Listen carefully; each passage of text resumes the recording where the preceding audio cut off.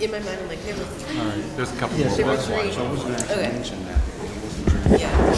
So we'll get started in a minute if people want to come on in and sit down. Yes. Come on in. We don't bite.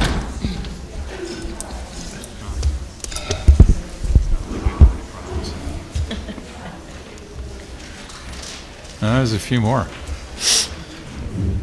Okay.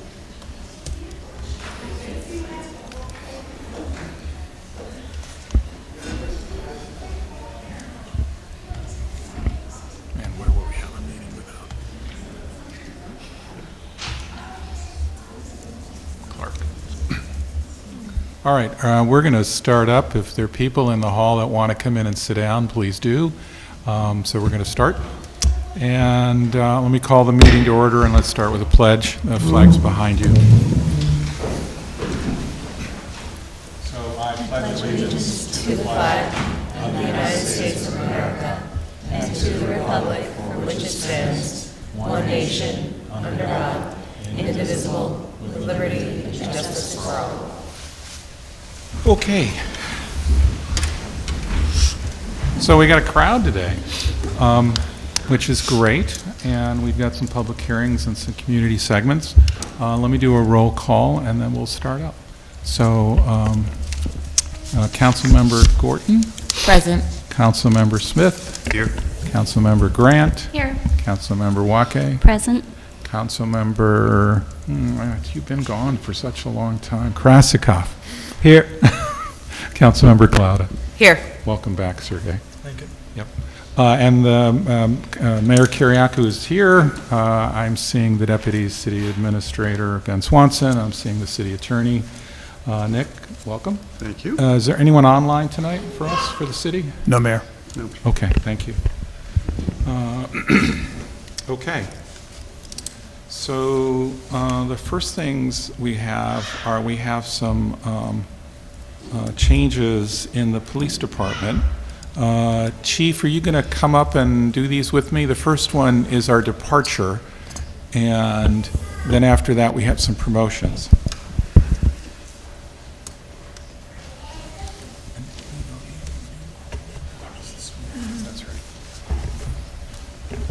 You want me to say a few words? Absolutely, thank you.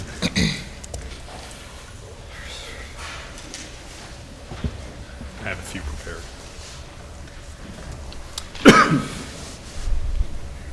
So first, as many of you know, these promotions are actually the result of a retirement, which is Lieutenant Confield. First, I want to start by thanking Lieutenant Confield for his 18 years of dedicated service to the city.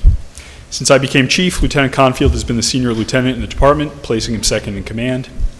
And that capacity has been a great asset to the department and to the city. His work supervising our hiring process has gone a long way in bringing the department up to a stable staffing level. He's helped maintain our professional standards by coordinating outside training and handling civilian complaints. And he's worked hard to maintain and improve community relations by devoting himself to the Traffic Safety Committee. His efforts in these areas and his humorous banter will be missed in the department. But more than any of these things, though, we know Lieutenant Confield is a man who's extremely dedicated to his family. So though he will be missed, we are happy for him as he enters retirement and hopefully finds himself with at least a little bit more free time. Great. Thank you, Chief. For the lieutenant, I've got something I want to present, so I'm going to come up. All right.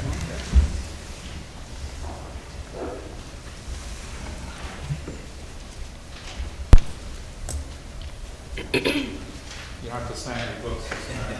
The others do. Lieutenant, we first met where you sent like a kind of a shot across the bow, and I sent a shot across the bow back, and we've had nothing but an exquisite relationship for the entire time. And I just want to thank you for it.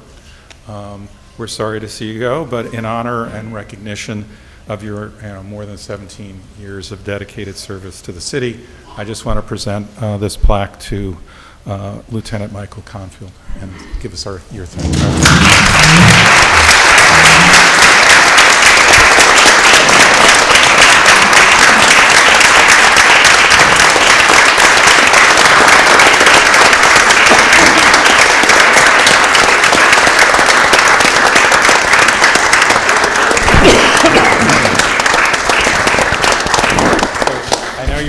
walk out on Friday. But there's a member of the county legislature here who's got stuff for you as well, so who's very familiar to the room. Yes, hello everyone, and hello Lieutenant Confield. It's been a pleasure to work with you both on the Traffic Safety Committee, which I wasn't even a member of, but you're one of the reasons I really enjoyed going and seeing, just like here at City Council that I was on not that long ago, just the bread and butter of how the city runs, and then how the two of you along with the chief, how you work together to create the incredible department that we have today. The fact that you've come so far in the few years that you are in the current role that you're in now is a real testament to you and to your work. And so this is why the Dutchess County Legislature, in my new role as representing Beacon on the legislature, wants to present this proclamation for you for your distinguished service, your commitment to your community, and to your service here from here on out. So this is for you.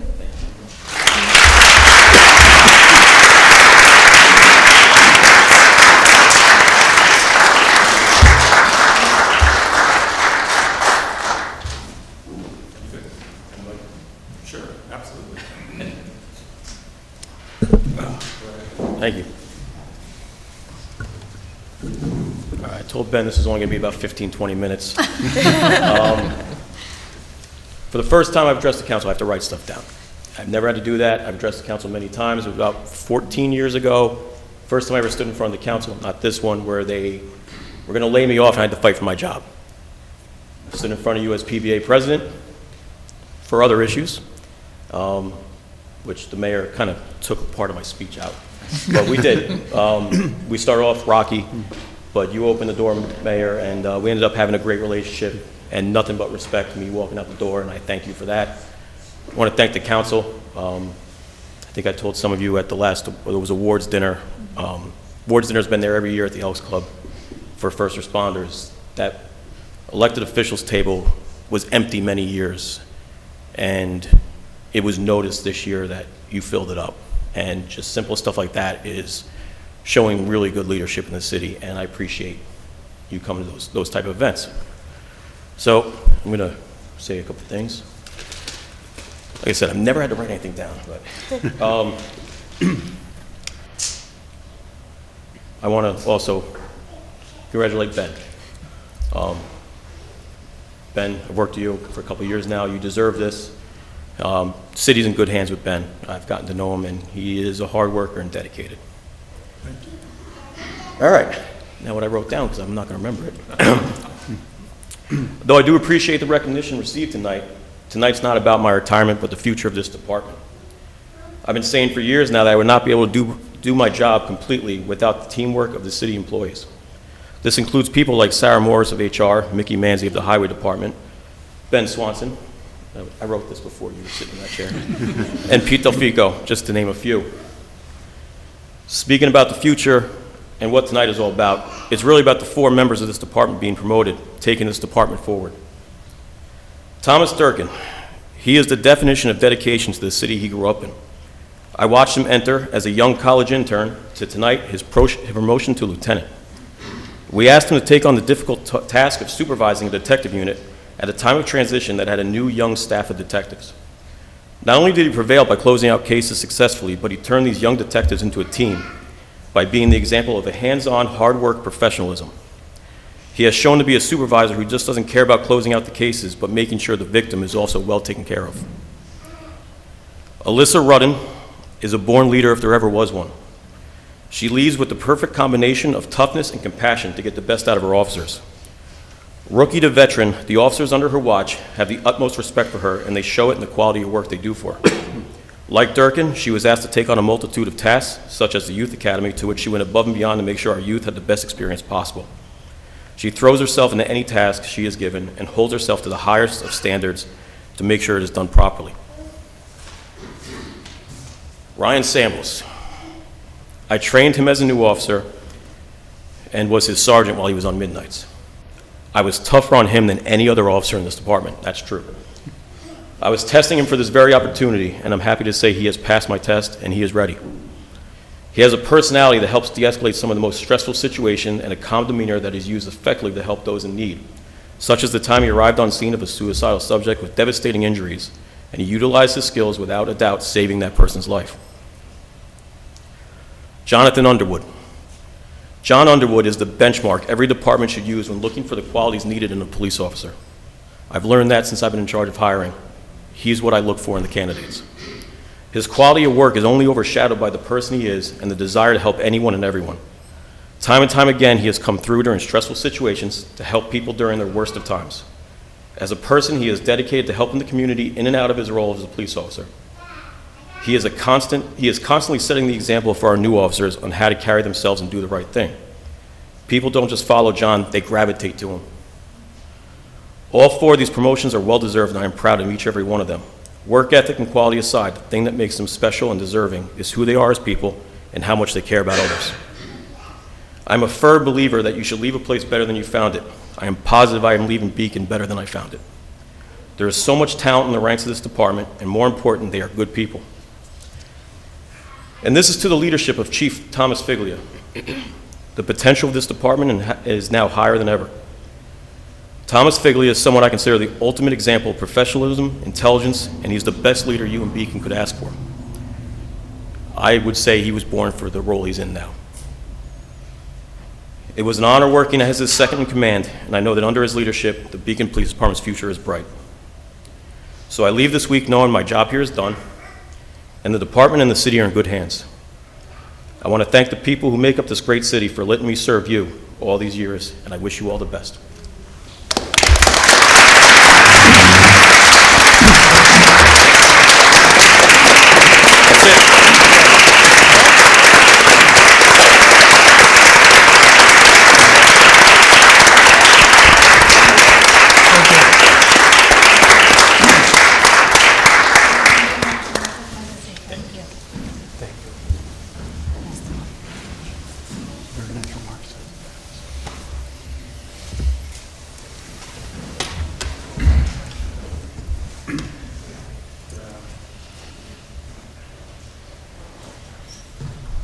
All right. So now we're going to actually make these promotions. Detective Sergeant Durkin is going to be the first one. He's been with the City of Beacon Police Department since 2014 when he started as a part-time police dispatcher. He's a Beacon High School graduate and completed an internship with us while attaining his bachelor's degree from Mount St. Mary College. In September 2015, he was appointed a police officer. He served as one of our field training officers and then was promoted to detective. While a detective, he was also the department's evidence custodian. In his current position, Detective Sergeant Durkin has managed the budget for the detective division, supervised every case they handle, and has been more or less on call 24/7 in case one of the detectives needs assistance after hours.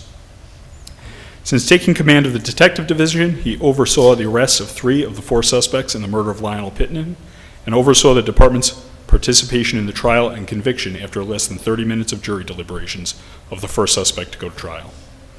Today, we're proud to promote Detective Sergeant Durkin to the rank of lieutenant.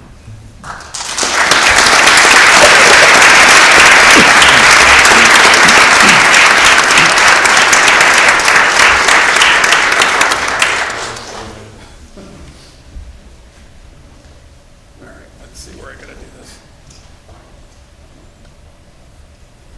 All right. You ready? All right, you sure? Yeah. Okay. Raise a hand, right one. And repeat after me. I, Thomas Durkin, I, Thomas Durkin, do solemnly swear do solemnly swear that I will support the Constitution of the United States that I will support the Constitution of the United States and the Constitution of the State of New York, and the Constitution of the State of New York, and that I will faithfully discharge and that I will faithfully discharge the duties of police lieutenant the duties of police lieutenant according to the best of my ability. according to the best of my ability. Congratulations. Thank you.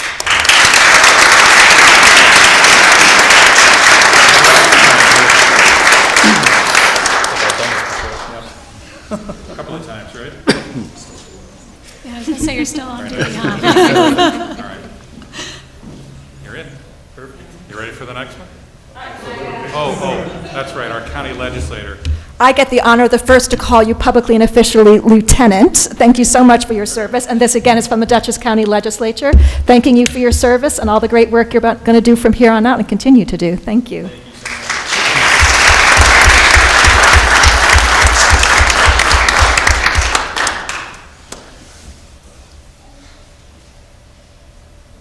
Am I sneaking that? I got one.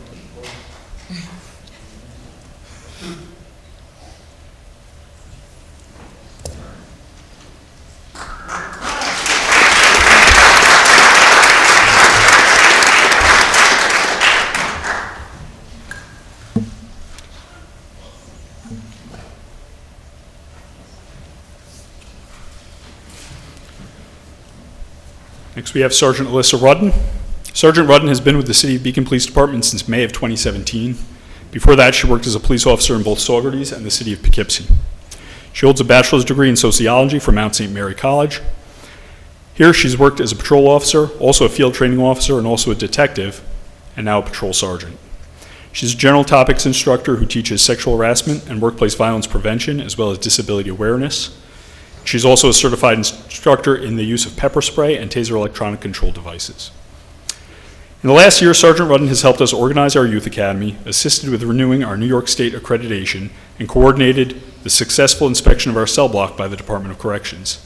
Today, we are proud to promote Sergeant Rudden to the rank of lieutenant.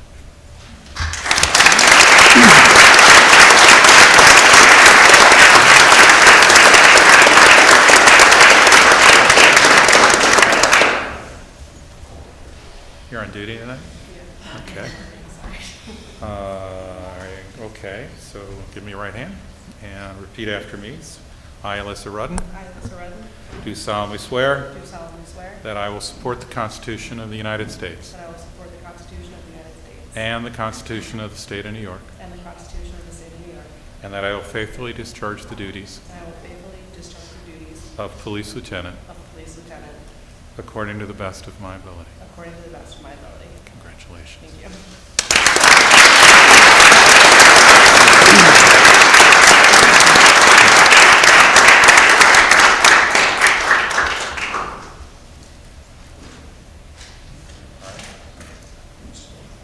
I know you can't stay. Lieutenant Rudden, this is for your service to your community and your outstanding integrity. Thank you so much.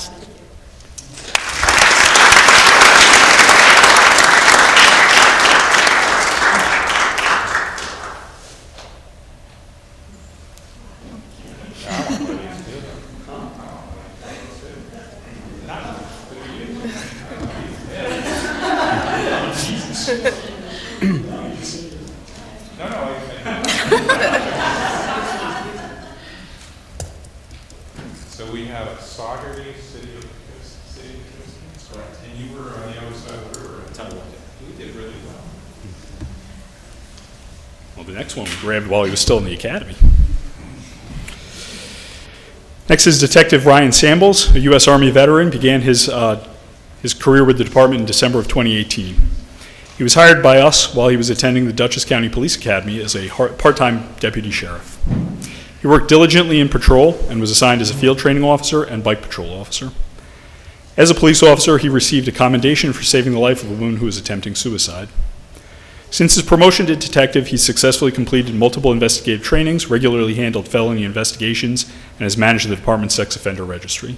Today, we are proud to promote Detective Sambles to the rank of sergeant.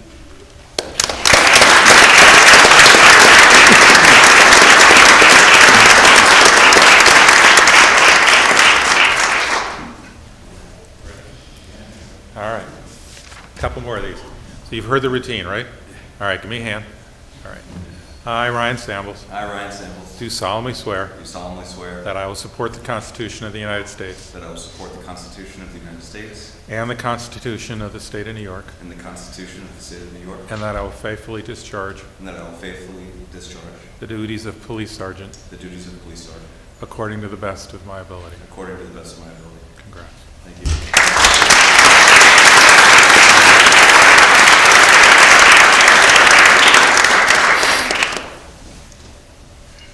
And the county has to step in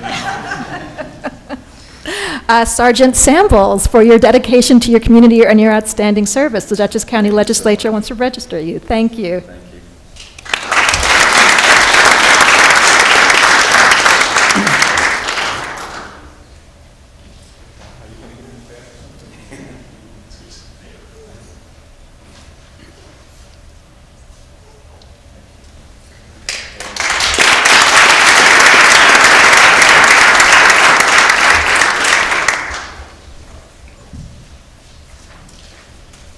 We're in the home stretch, folks.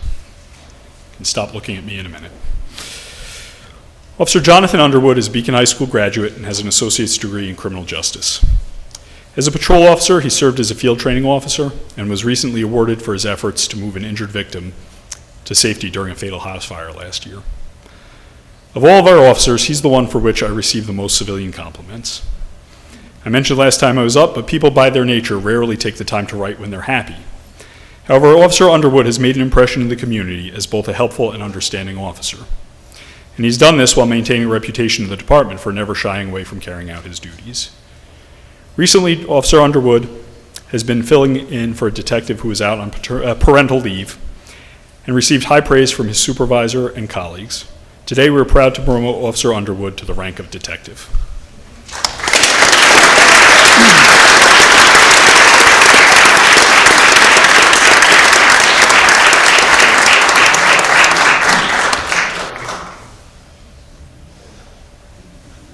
All right. You ready? All right. Repeat after me. I, Jonathan Underwood, I, Jonathan Underwood, do solemnly swear do solemnly swear that I will support the Constitution of the United States that I will support the Constitution of the United States and the Constitution of the State of New York, and the Constitution of the State of New York, and that I will faithfully discharge the duties and I will faithfully discharge the duties of detective of detective according to the best of my ability. according to the best of my ability. Congratulations.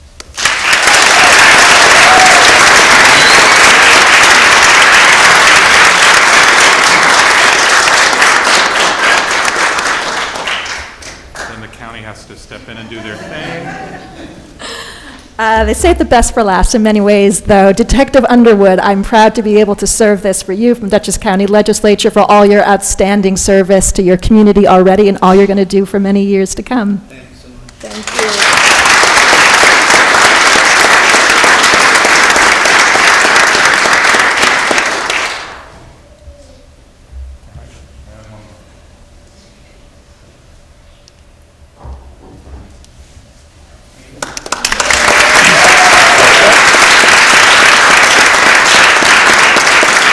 Thank you again, and congratulations to you all.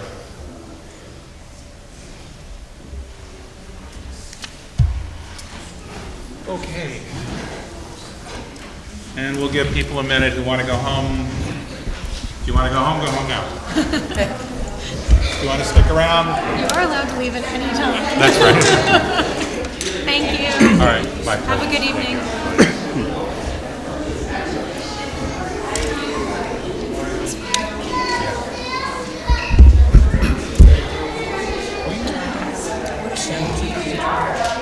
Yes. Yeah, Confield. Yes. I remember that. He didn't know who I was. I didn't know who he was.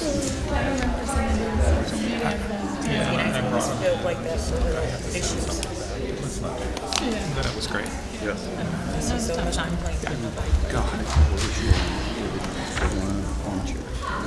Okay.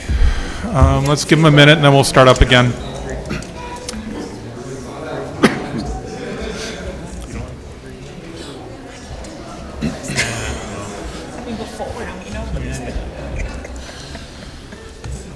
And today's the... Yes.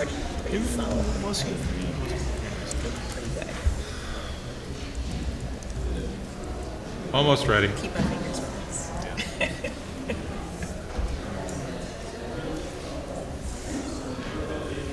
Figured it'd stop every time someone new came up. All right, so I'm going to start up. I'm just going to note if you're in the hall and you want to stick around, then just shut those doors. Or if you want to go outside, that's lots of time to do that. And then the next thing I'm going to do is just point out that there's a mayor in the room besides me. So Kathy Martin, who is our assessor for the city of Beacon, and she does double duty. She's also the assessor for the town of East Fishkill. In her spare time is the mayor of the village of Fishkill. And you're going to talk to us about assessments. So you're going to wear your assessment hat. Okay. I'm so sad. Everyone loves They talking should about be, this. Kathy. This is, you always make this topic so interesting, and you explain it so well, so. Well, it's good to be here. Thank you, everybody. It's that time of year again. We're getting ready to file the assessment roll, the tentative assessment roll for the year. And it's been done the last few years. We've just had a chat about the assessment process, just to help people to understand it. And so the purpose of assessments, the method that's employed is to allocate taxes levied by the county, city, and school districts, and the library district as well, among all property owners, taxpayers within the city of Beacon. So in short, that means that there's like a pie, and that's divided between the county, the town, the school, and property taxes are the principal means of revenue for public and school district services. So assessments are not taxes. That's one thing that's important to bring out. The taxes are driven by budgets, the school budget, the city budget, the county budget. The assessments are to reflect the market values. So each year the county, the city, and the school district and the library district set their respective budgets, and then they determine the aggregate amount of revenue necessary to fund their respective services. So this amount is then apportioned and collected based on the assessed values of the individual properties. So as a result, a change in assessment does not necessarily mean or correlate to an increase in taxes. So an expanding assessment base is what we have here in Beacon, because we've had a lot of growth in both the residential and the commercial areas of the assessment roll.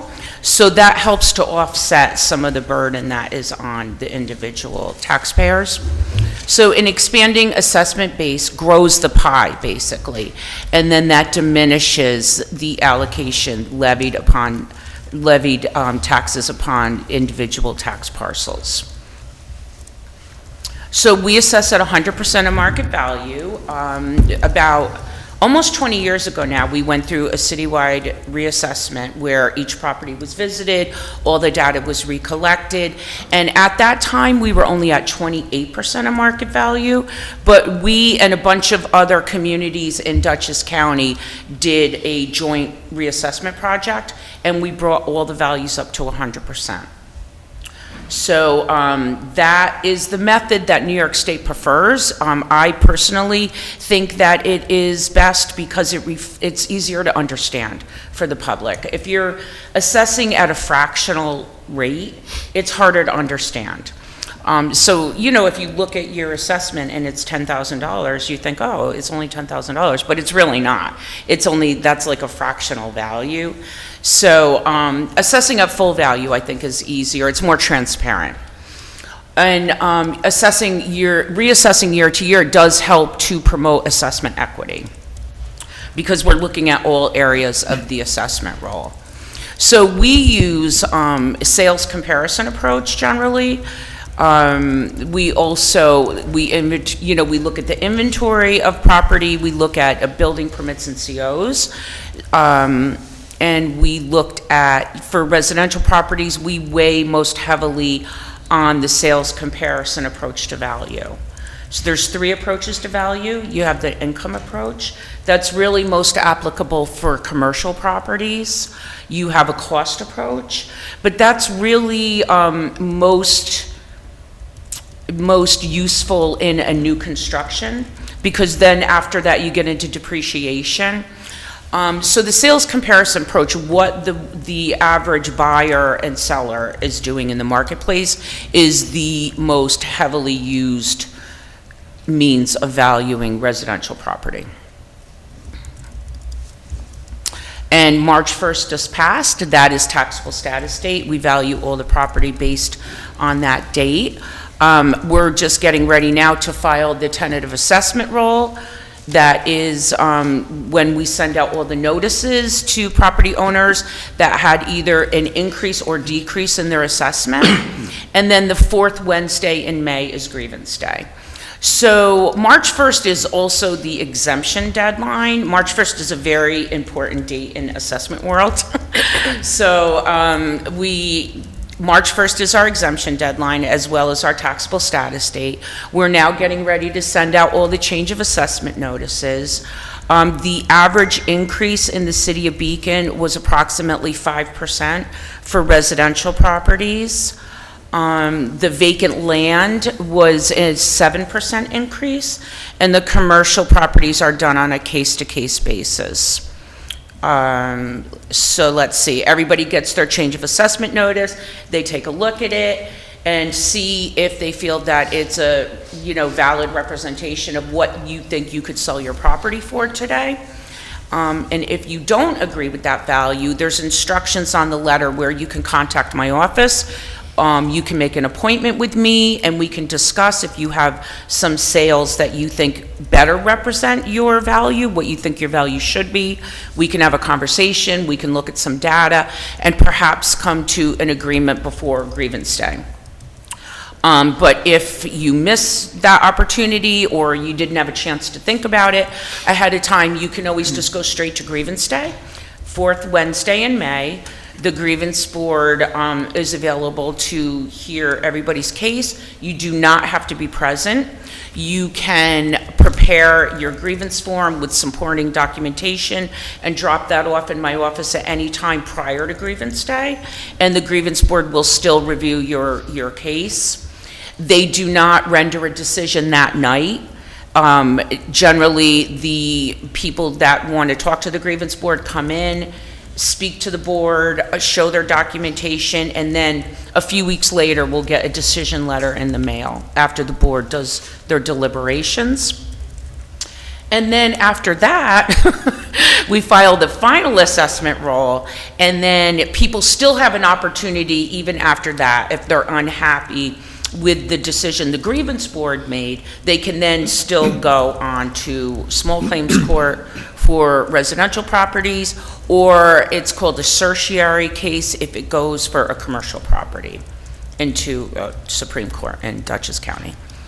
So there's many opportunities to discuss your assessment, and there's also many opportunities to challenge it as well. So, Kathy, could you talk when you'll be sitting with the roll this year? Do you have a date selected for that? we are just running the legal notices. I believe they're going to run the very end of April, and I do have some dates that are going to be published in the paper, but they're also going to be available on the city website. We can put them on. I usually, they call it sitting with the roll. And the reason that is because there's a lot of, it's a really big state, and there's some communities like way in the western part or the northern part of the state that they have very small towns and maybe really, really part-time assessor offices. So there has to be certain dates that people know when they can come in and talk to the assessor, even though we're here every day of the year in Beacon. So some of those times are Fridays. We're going to have, office hours, and there's going to be some week and evening hours. By law, we have evening hours as well for people if they want to have an appointment and, don't get home from work till after 4 or 5. So. Does anybody have any questions? So you usually send a letter out to the property owners? Yes. When does that usually go out? We're going to send that out just around May 1st. So around May 1st, people will get a letter that says your assessment has changed from this to that. Yes. And you'll also include in there, oh, by the way, all the residential properties went up on average by this %. Yes. Right, because that'll give people some clue as to, ooh, did I do better or worse than the other? Exactly. That'd be great. And it is 5%. Is that what we're? That's what, yeah, and I've already year. sent the roll into ORPS, to the state, and they've already certified it. So I like to do that ahead of time. So when you talk about that pie of taxes, if everyone goes up 5% in their assessment, it doesn't change your share of the pie. Right. Okay. It actually stays exactly the same. Yeah. It doesn't mean the taxes might not go up. Right. But that's our job to keep them limited. Yes, or they could go down a little too. Hopefully. You never know. Okay, thank you. Anybody? Is that good? All right, well, thank you so much. Thank you. Have Thank a you, good Kathy. day. Thank you, Kathy. Okay. She doesn't get the same applause everyone else gets. All right, so that takes care of our community segments. we have now the first opportunity for public comment. You can, if you want to make a general comment, this is the time to do that. There are 2 public hearings on our agenda as well. If you want to make a comment about either of those, and one is the Historic District nominations, and the other one is about the 248 Tyranda concept plan. If you want to make comments about those, don't do that at the general comment section. Right? So right now, anything but those 2, you're welcome to make any comment you want up to about 3 minutes. Of the people that are signed up, the first 3 are not about general comments. So when we get to the public comment on that historic designation, we'll come back to you. Katie Helmuth is the first one that wanted a general comment. Come on up. Thank you. Can you hear me? Yes. Okay. Katie Helmuth, Ward 1. I'm going to be asking 2 questions and making a statement. First, Ben, welcome, and good to see you at the table. Congratulations. Readers have asked me if we are paying for 2 city administrator salaries, and if so, what are each of those? My second question, can you clarify or confirm if any city-owned vehicle is allowed to drive outside of Beacon? For instance, is a highway department truck allowed to drive to a home in Newburgh? Is a highway department truck allowed to drive to a scrap metal yard in Poughkeepsie? The statement I want to make is on affordable housing as it relates to regular budgets from families making rent in Beacon until they get priced out during consistently rising rents that are unregulated and then face extremely high prices on homes.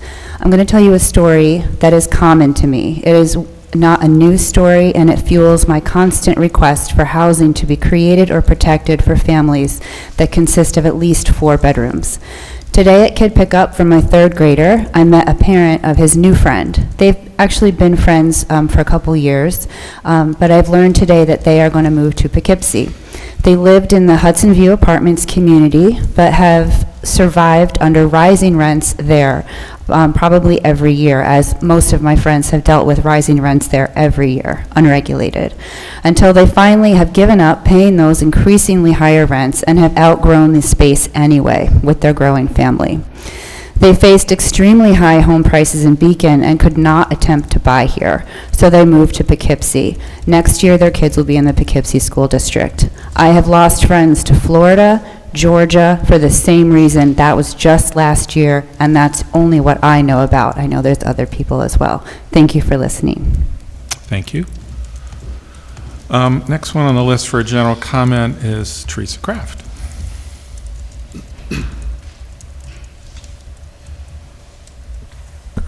Good evening. Teresa Kraft, concerned resident. I believe the City Council needs to reevaluate the twice-a-month meeting format and address, somebody sneeze? God bless you. Behind you. And address the lack of information provided to the public and to the council members, more than half of whom are new on board. Notably, each meeting this year has lasted only 1 hour, with the exception of the previous meeting, which featured a lengthy 1-hour presentation by Dutchess County Housing that provided no new insight and only outdated statistics. During the last meeting, we witnessed the new administrator position being rushed through the process to align with the mayor's plan. In the workshop session, significant concerns were raised by the council members, yet the position was voted on within 1 hour. The following day, I read in the newspaper that the city of Newburgh had initiated a nationwide search for the same position in that municipality. Many residents are expressing concerns about the city's direction, although some believe the city leaders have proposed good ideas to address these issues. A significant number feel that, as individuals, their hands are tied and that the city is unresponsive to their concerns. With an update to the city's comprehensive plan due in 2027, it seems that this city is already falling behind. Thank you. Thank you very much. Bethany Souza? No, Bethany Souza. And this is a general comment. Okay, right, so Terry Ryan? Oh, okay, good. And then Lou Amoroso Jr. On the historic designations? Okay, sorry. No problem. All right, now, anyone else want to make a general comment? Sure, come on up. Clark, hang on a sec. One of you has to go next. Go ahead, Clark, you're at the mic. Okay, Clark Goodman, 2 Wilson Street. God, there's so many different aspects, but I'd like to talk about AI for just real quick, okay? I haven't really met most of you people, I guess. Pleasure, congratulations. So the town of Beacon, the Norman Rockwell of the Hudson Valley, is a good way of thinking about these social changes with tech. And the question really becomes, is the city of Beacon a leader in honesty, in the digital honesty of the era that's required? Or is it a follower or just a laggard? And each of you are relatively young, and I think you really need to recognize the fact that the idea of a democracy, it can only be protected at the local level. It is the mass of the zip codes that make our nation the nation that it is, obviously, but it is also the fulcrum in which we can make the changes incrementally. And the city of Beacon, if we were to look at something like data, the assessment, and there's so much intelligence that can be gleaned from honest data. And it doesn't stop there. For instance, I just happened to come across a health survey from 2013, published in 2017, about the health conditions of Beacon as opposed to the county and the state. And Beacon fails. In some categories, it's 50% more respiratory than the norm. And the statistics go on across the board, and I'm not going to try to cite them because I'll miscite something. But I can speak with confidence to say there's somewhere between 30 and 50% in every category in Beacon. So then when you ask, well, what kind of city manager doesn't publish it and have a discussion about it? So as we look to the idea of data and participatory democracy, you have to recognize that the first person most responsible for it to occur in the city of Beacon is the person in the mirror. And so I suggest to you humbly, as gracefully as I can, and I can be worse. You have 15 seconds, Clerk. I really think that you really need to think about your own identity in this challenge and what you're contributing to this city to accomplish something good. Thank you. And next, come on up. Yep. Rachel Rifkin, Ward, I think 4 or 6, not sure. 2. Anyway, as a proud library hold Carter, I think we're spending so much money on the library right now. That's all. Okay. And I've renewed my library card twice. So how many people in Beacon actually carry the library cards? So we're spending 1.56, I think, again. And then we're going to spend, and I believe, I don't have children, but I believe in education. So we're doing $600,000, I think, for another bus. Give me the grades, or let's make our schools. I think it's out of control how much we're spending on the library. That's all. Okay. But I'm a proud library holder, and I'm sorry to say that. Thank you. And I think and our taxes, if you want affordability, you have to you're going to price out even whoever the rich are, you're going to price them out. Because that tax is going to increase our taxes. Thank you. Okay, thank you. Is there anyone else in the physical audience who wants to make a general comment before we turn to the 2 public hearing topics? Okay, seeing none. Vanna, you have the ability to see online? I do, yes. You're doing double duty, thank If you. you'd like to make a comment on Zoom this evening, please use the raise hand option at the bottom of your screen. If you're streaming on YouTube instead, via the live stream, you will need to join the Zoom link instead, which you can find on the city website under our calendar. As of now, we do have 2 hands raised on Zoom. I'll just remind these speakers that this is for the general public comment, not either of the public hearings. First speaker is Daniel. Daniel, you have permission to speak whenever you're ready. Hi, I think I'm unmuted. You got me? Yep, we do, yeah. Great. Welcome to all the newish council members. It's really nice to meet all of you. My name is Dan Vatsky, Ward 1, member of the Beacon Bicycle Coalition. At the end of 2025, the City Council voted to assign $100,000 to their initiatives fund with the intention of applying it towards creating a bicycle master plan. I'm here tonight to ask if there's any news on the progress of this initiative.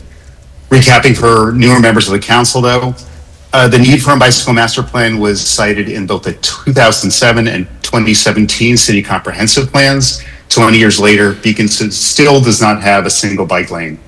In 2019, Beacon was pursuing a matching grant to commission a master plan, but those efforts stalled. To our knowledge, they still have not resumed. Last year, over 1,000 signatures were presented at City Council, voicing broad support to improve bicycle infrastructure in Beacon. In response, the council moved the funds for this use. This past weekend was our citywide Earth Day observance, all the more welcome after this long, long winter. We also have a bike month coming up in May, and it seems an appropriate time to ask where we are with creating the plan. No progress has been made public, and it's urgent. It's urgent to move forward now so that we can be completed in time to be incorporated into the 2027 comprehensive plan. I need to be clear that the Fjord Trail, the Beacon Rail Trail, and the Beekman Street redesign did not replace the need for a master plan. While these projects are important, they only help with circumnavigating the city boundaries. They're not useful for allowing someone to shop at Key Food, bring their child to school, or the many other everyday tasks facing Beacon residents. If you're for affordability in Beacon, you should support the bike master plan. Fuel prices have recently risen over $1 per gallon, and a fuel crisis could bring them even higher. The cost of cars and insurance premiums have never been greater. In a small, dense city like Beacon, a bicycle can allow many of us to accomplish most errands most of the time from almost anywhere in the city limits for a fraction of that expense. If you are for health and safety of Beaconites, studies show that streets that are made safer for cyclists are also safer for pedestrians and drivers. We can also promote the health benefits of active transportation while reducing air and noise pollution citywide. If you support local economic development, Bicycle Network focuses local dollars on local businesses while reducing strain on more costly infrastructure like automobile parking and street repair. With all the other business before the current council, let's not lose sight of the progress we've made here. The dollars are there. Now we need to put them to use. Lastly, I know the council is considering a proposal for 248 Tiaronda tonight. I hope the focus will be on creating more apartments that are not simply below market, seconds. but truly a small A affordable to those in need. Thank you. Thank you very much. All right, thank you, Daniel. Our next speaker on Zoom will be Philip. Philip, you have permission to speak whenever you're ready.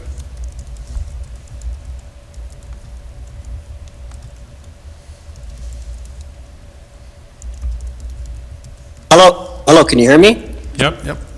Great. Hi, my name's Phil Stamatis, Wilson Street. I'm also the chair of the Conservation Advisory Committee. I'm here to express my greatest thanks to Mother Nature for the great weather on Saturday for the Earth Day cleanup. I want to express the great thanks to over 150 volunteers that helped clean up our city and make it a little bit nicer. Big shout out to Mark Price of the Recreation Department for his assistance, John Anthony and Marissa from Hudson Valley Brewery for hosting our great Earth Day Fair, as well as all the vendors including Fairground, Common Ground, Beacon Pollinators, the Repair Cafe organizers, and I'm sure I'm missing a ton more that were great resources for the community. We connected with many community members to educate them on the various initiatives in the city, and we received many good suggestions for crosswalks, stop signs, and other suggestions that we can draft an email to the traffic committee. By far, the resounding opinion was something similar to the speaker just before me said, was the ask for a holistic bike and pedestrian plan by the city. The sidewalk inventory that's ongoing now will be a nice piece of that, but will fall short of our goals. The rail trail and the Beekman project are also nice pieces of the puzzle, but will fall short of our goals. We need to also stop calling the rail trail the backbone of the city. It does not serve to keep the city upright as our backbone does. It will serve recreation around from Cold Spring to Fishkill and to the train station and maybe the bridge. Regardless of the feeders, we should decide to connect to it. The rail trail and fjord trail does not serve our community by it doesn't connect Beaconites to urgent care, grocery store, pharmacy, school, library, a non-existent community center, or any voting locations. We all know that Main Street is the backbone of our city, and that should be prioritized with the biking and pedestrian plan. Thank you very much. Thank you. We good? No more speakers on Zoom. Okay. So that takes care of the general public comments. Now we're going to turn to our two public hearings.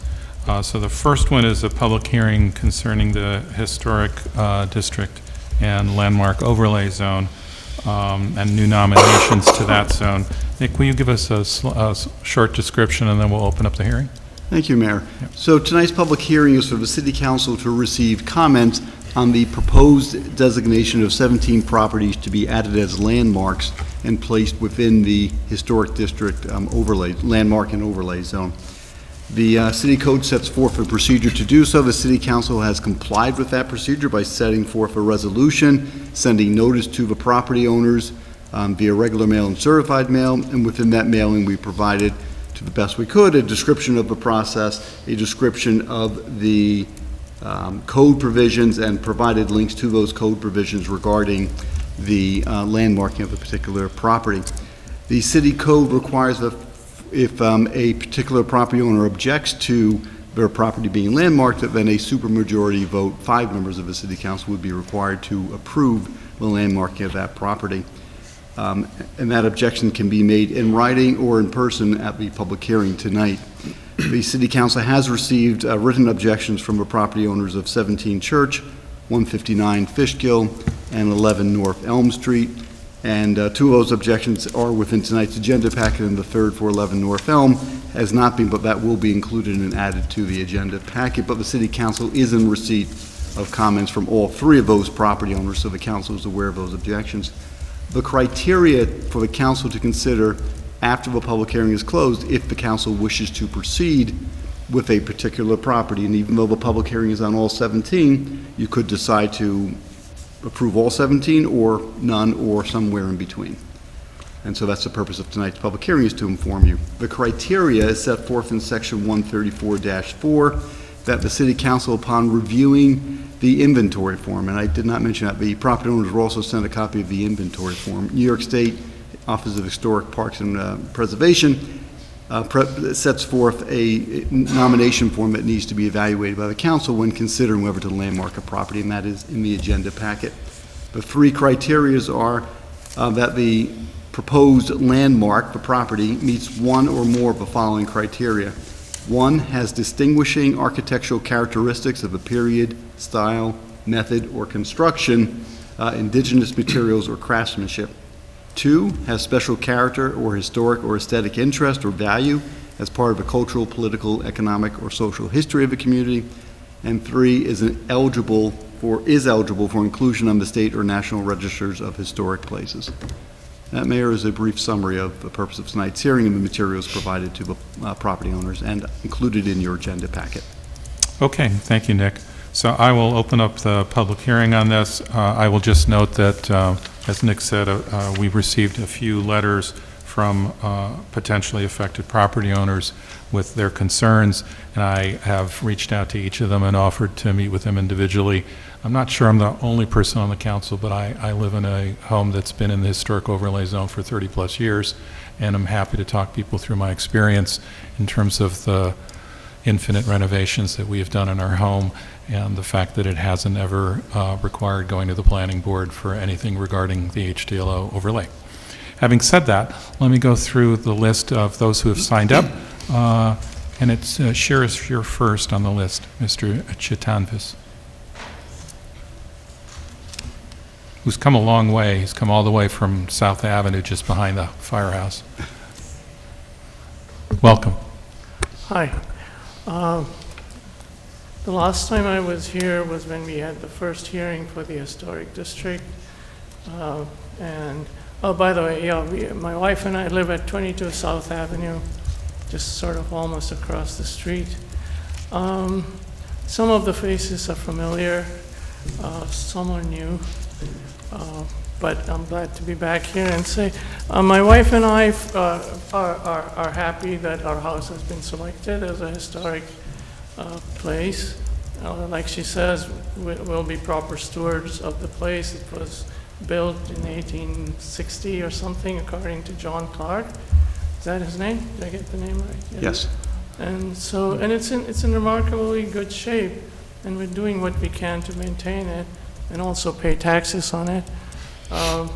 And in general, we're happy with that designation. And I might add, all right, so when does it start? Because the last time we discussed this was 7 years ago, so it's just an open question. The second question and the last question is, every time I have a question, I'm talking with my wife, how's it going to work if we're trying to do some maintenance work? Do we have to go before some, I don't know, historic czar, or I'm thinking of a worse name? Or do we just do it? Because if it's maintenance, according to the rules, it says you can go ahead and do the changes. If it's more serious, then yeah, we have to come and make sure it's okay. But other than that, I'm happy that we're moving towards a conclusion. Okay, thank you. Thank you.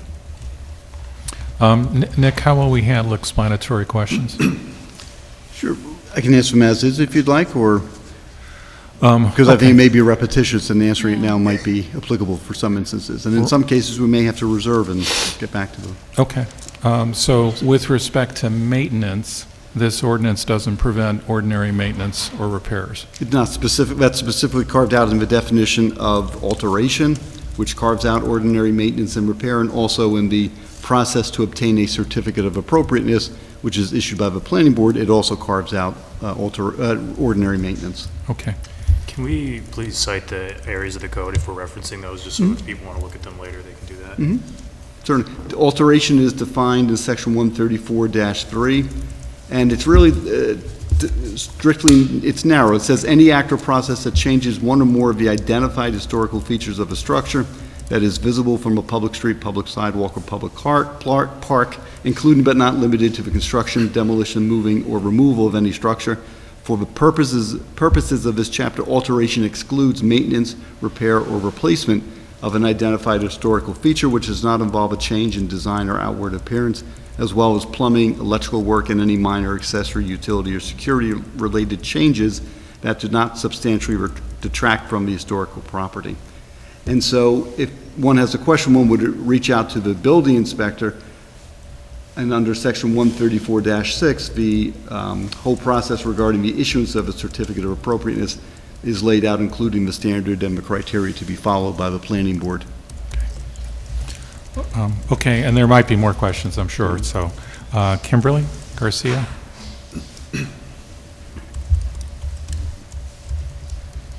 Welcome. Good evening, everybody. My name is Kimberly Garcia. I am the owner of 159 Fishkill Avenue. I am here to formally object to the proposed historic district landmark overlay as it is currently written. Based on my review, I do not support moving forward under the present language. The proposal creates a structure, this is my interpretation, so you may correct me. This proposal creates a structure where the obligations placed on homeowners are clear, enforceable, and carry real costs, while the benefits described are conditional, uncertain, and not guaranteed. At the same time, there are significant areas of ambiguity around enforcement, scope, and financial impact that I feel are not clearly addressed. I'm also requesting an adjournment Homeowners were given approximately 1 week's notice, followed by a 60-day decision timeline, if I'm reading that correctly. That is not reasonable, in my opinion, to fully understand the implications of a designation that directly affects property rights, finances, and long-term obligations. This timeline does not allow for meaningful review, coordination among affected homeowners, or the opportunity to seek legal or financial guidance. There are several areas that require clear answers before any decision is made. I would like to know whether a financial impact study has been conducted, including projected cost of compliance, and how that burden will be distributed across homeowners. According to my reading of the proposal, many of the stated benefits are not guaranteed, while the requirements are not optional. Any exterior work that you've just explained, there's conditions, requires approval, and repairs may require specialized materials and labor that are far more expensive and not always readily available. If a homeowner cannot afford these requirements, the only relief appears to be a certificate of economic hardship, which requires proving that the property cannot earn a reasonable return, cannot be adapted, and that efforts to sell have failed. This seems to be an extremely high and impractical threshold. It is also unclear whether these requirements apply only to future changes or if existing conditions will be required to come into compliance. I do not have a clear indication on whether current features are grandfathered, which has direct financial implications. At the same time, many of the standards appear subjective while still enforceable, using terms such as appropriate, unobtrusive, or garish without clear definition. 15 seconds. This creates uncertainty about how decisions will be made and applied. I have more, but I'll wrap it up to the last point. I'm opposed to moving forward with this designation under the current language, given the scope of what's being proposed, the limited notice provided, and the number of unresolved questions that directly impact homeowners. I'm asking for this hearing to have some more time. Thank you. Thank you. You can also submit that to the council. And did. everyone will. It's been received. Yeah, we got it via email. Okay. Oh, then So- please do. So folks, I will ask, I like clapping too at performances, but this isn't a performance, so let's just keep our decorum and let's keep going. So the next one is Hattie Hess. Come on up.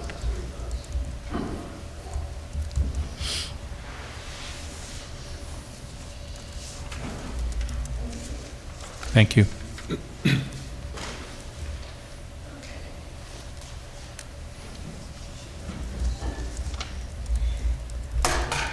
Well, I don't know what to do, but I'm Hattie Hess, and I'm here to seek advice and information of what I should do.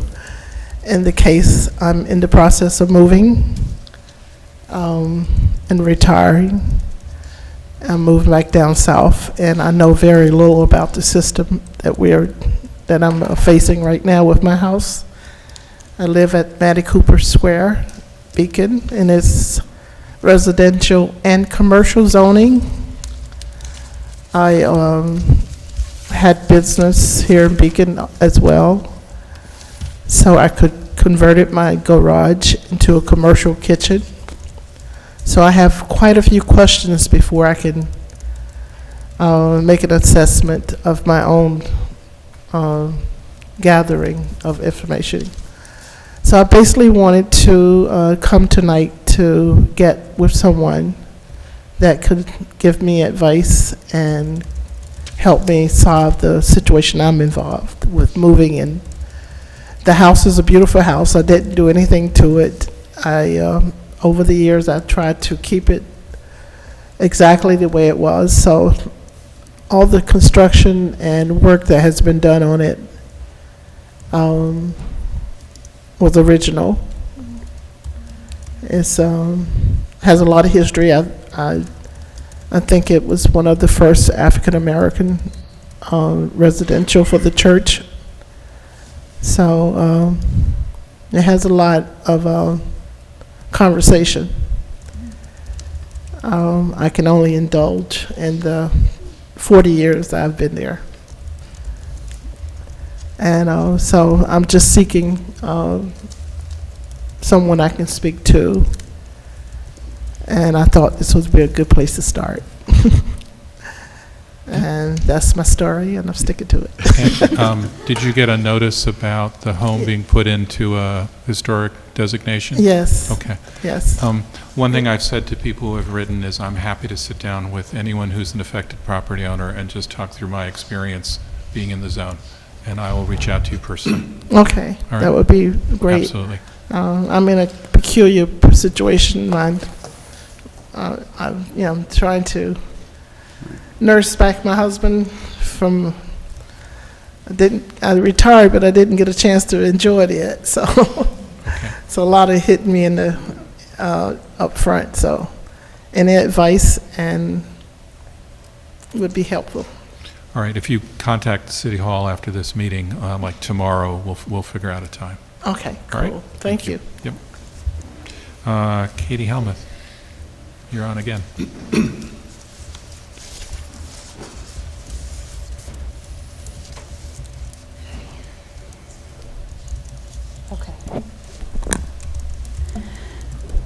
Thank you, Katie Helmuth, Ward 1. I'm a neighbor of Miss Hattie.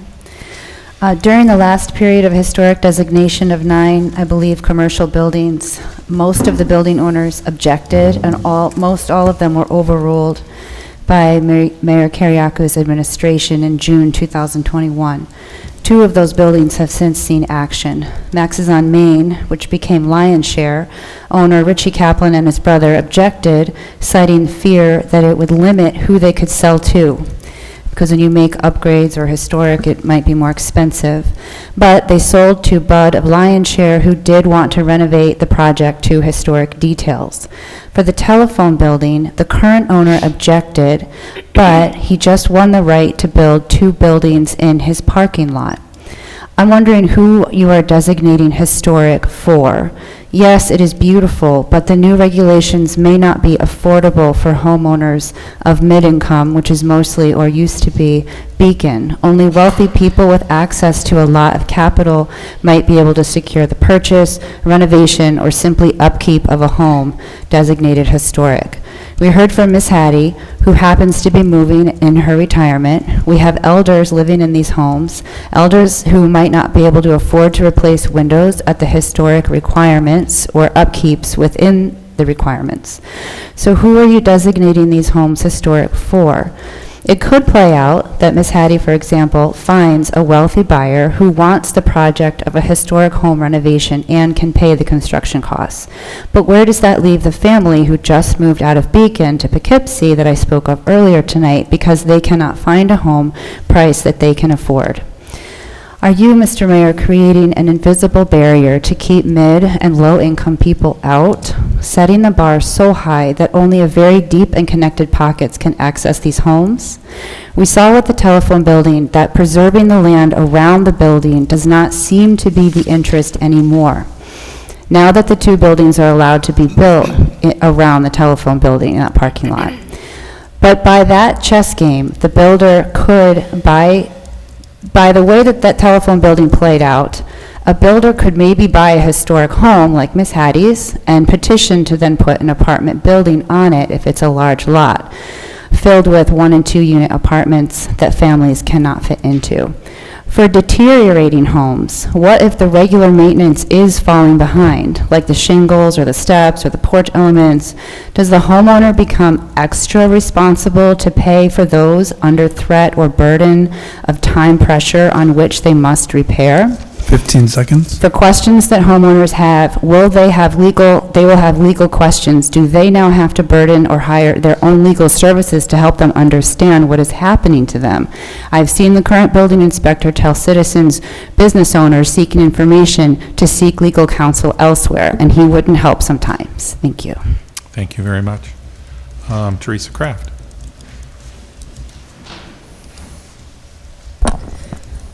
Teresa Kraft, concerned resident. Objections to adding a home to a landmark district or designating existing homes as landmark center on increased renovation costs, strict maintenance, regulations, and reduced property owner freedom. Those concerns may hold value Critics argue that designations impose significant bureaucratic delays, hinder modern efficiency upgrades like solar panels, and limit development density, potentially exacerbating housing shortage while inflating property upkeep expenses. I believe the real concern is that in the city of Beacon, a developer can build a high-rise next door, and these homeowners will not be any more protected even with the designation. Even the landmark telephone building stood no chance of being encroached upon. Typically, most people who live in these beautiful treasures already honor the houses past. The city should spend more time on protecting our historic Main Street and historic view sheds. Thank you. And Clark, maybe we should talk about that health issue in Beacon. Thank you. Bethany, Susan? Come on up. Oh, about 248? Oh, I'm sorry. Hang out. Yeah. Terry Ryan? Okay, great. And Lou Amoroso Jr. You are,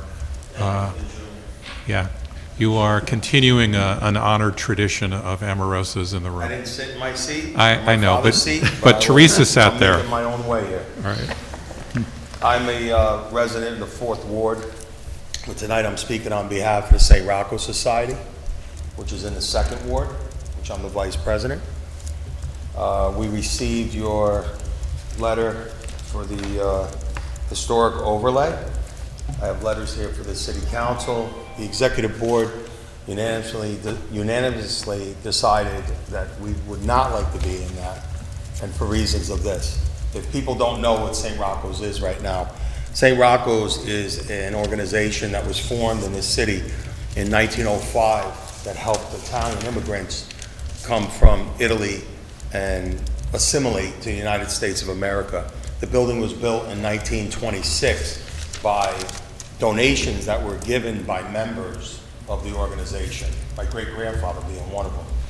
And we've been struggling for many, many years to keep the tradition alive. What we've turned into now is a social club for the members, as well as a organization that assists the community in any way that we can, such as we offer our facilities to the school for them to do fundraisers. They do a lot of pocketbook bingos for different groups, and they raise money. We raise money for them. We cook for them. You know, all of you love the sausage and peppers on Spirit of Beacon Day, don't lie, all right? So that's the kind of things that we do to try to stay alive. We believe that this is going to be detrimental to us if we get into a situation where we are forced to make a move that we maybe can't make right now, and we have to do something to raise some money. We're not looking to not keep up the tradition and the aesthetics of that building, because it's very important to us as the members to keep it the way that it is. But we don't want to feel that we're going to be put in a situation where the organization is going to have to struggle to do that. So, as I said, the board, it was a pretty much unanimous decision. It was through much discussion. We didn't have much time, which I will kind of, I wish we had a little more time. But we really would like to be taken off of that. We would appreciate that. And I can assure you, there is no plan to do anything with that building other than to continue doing what we're doing. You're not getting a high rise next to the building. You're not getting anything like that. So I have 9 of them, right? Yeah, that'd be great. It's a very simple letter, just stating our intention, what we would like, and we would appreciate it if you would respect that. Thank you. Thank you. All right. Those are the only ones that signed up to make a comment in the physical public hearing. Would you, oh, okay. I know, but you can now. Come on up. Hey, Maggie, I happen to know the name. Yes, hello, City Council, Mayor Kiriakou. I am so honored that my home, 26 South Avenue, was nominated to be included in the Historic District, but At this time, I think it would be an extreme financial hardship to be involved with that, so I would like to just make that statement and for everyone to know that I would like to opt out of that. Thank you.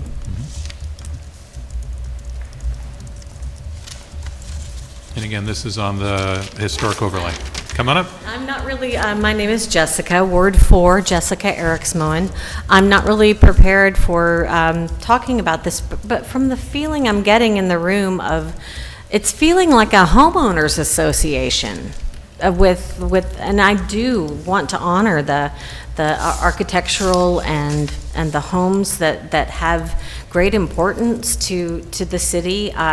But for these people who don't have the money or the knowledge to keep it at a certain place that you're wanting to have it, it seems like there needs to be a club or get some money, do a fundraiser for it, so that you can help some of these people who can't afford the architectural upkeeping of these buildings that are really precious to Beacon. Hopefully that will be able to keep them up, but to also be able to support what's feeling like the HOA or club or whatever it is, to be able to have what it wants and the people can have what they need. That's what it feels like. Oh. Thank you. Anyone else in the physical public want to make a comment? Sure. Hi, my name is Chris Brown. I'm from 27 Church Street. Can you use the microphone? Sorry. My name is Chris Brown, 27 Church Street. I'm part of the historic district that's proposed. We bought the house 20 years ago because we loved the house, we loved the idea of living in Beacon, and still do. My concerns are regarding what is grandfathered. As far as the way my property is right now, there's a stockade fence along one side of the property. Is that supposed to come down now? So everything that's existing is grandfathered? It's the building itself we're concerned about, not the fences or... That's correct. The historic nomination form, if it thought any feature other than the home were to be protected, like a stone wall or a tree or something of that nature, it would be being set forth. And for your property, I think it's just for structure. Okay, so I don't have to worry about the fact that it's got a chain link fence around the property. Correct. Or there's a non...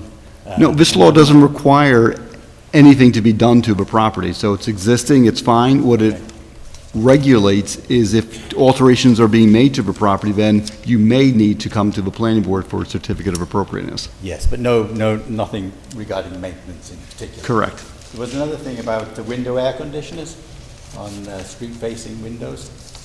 And now is that just for new additions to the property? I don't recall that provision. It's actually in the... Yeah. It's in one of them. I read it in there somewhere.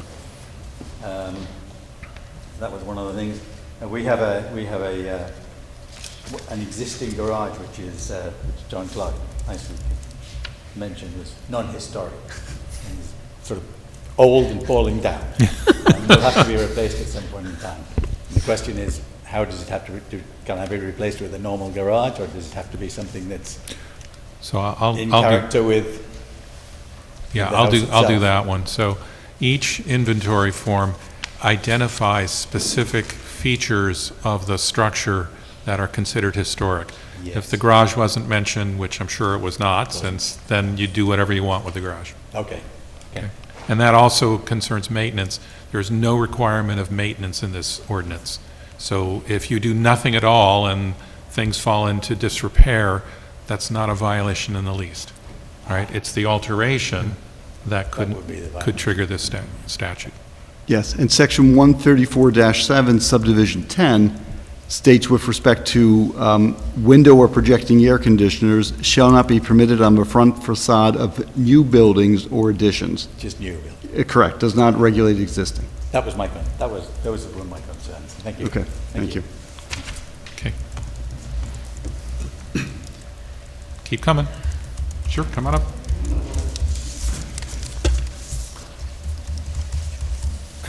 Good evening, Council and Mayor Kiriakou. Thank you for having this meeting and inviting us all to share our thoughts.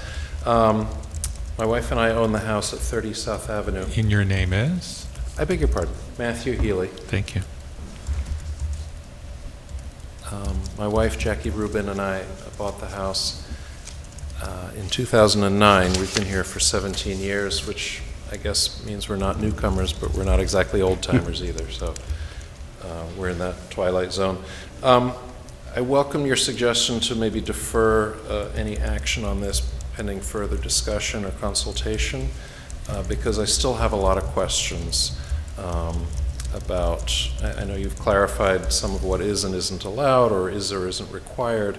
I'm not quite sure what the compelling reason for creating this historic district is. I know in the prominent case recently with the telephone building, the city did in fact authorize a major alteration to historic buildings. I don't want a planning board, I don't know who's on the planning board, I don't want someone telling me you can use this color or that color paint. Obviously, I'm not going to paint it Day-Glo orange. But the house dates at least to the 1850s, and then it was added and expanded in the 1920s, the 1950s. There are storm windows on the front from the 1970s. Now, they're 50 years old. Some people might consider them historic, but they're pretty ugly, and if I wanted to take them down, I don't want to have to go through a lengthy application process. So I don't know what historic period we're trying to preserve here. It's not been clarified. I think further consultation and clarification of some of these points might be helpful, and I know that a lot of my fellow citizens have expressed similar opinions. Okay, thank you. Yeah, I would hope that the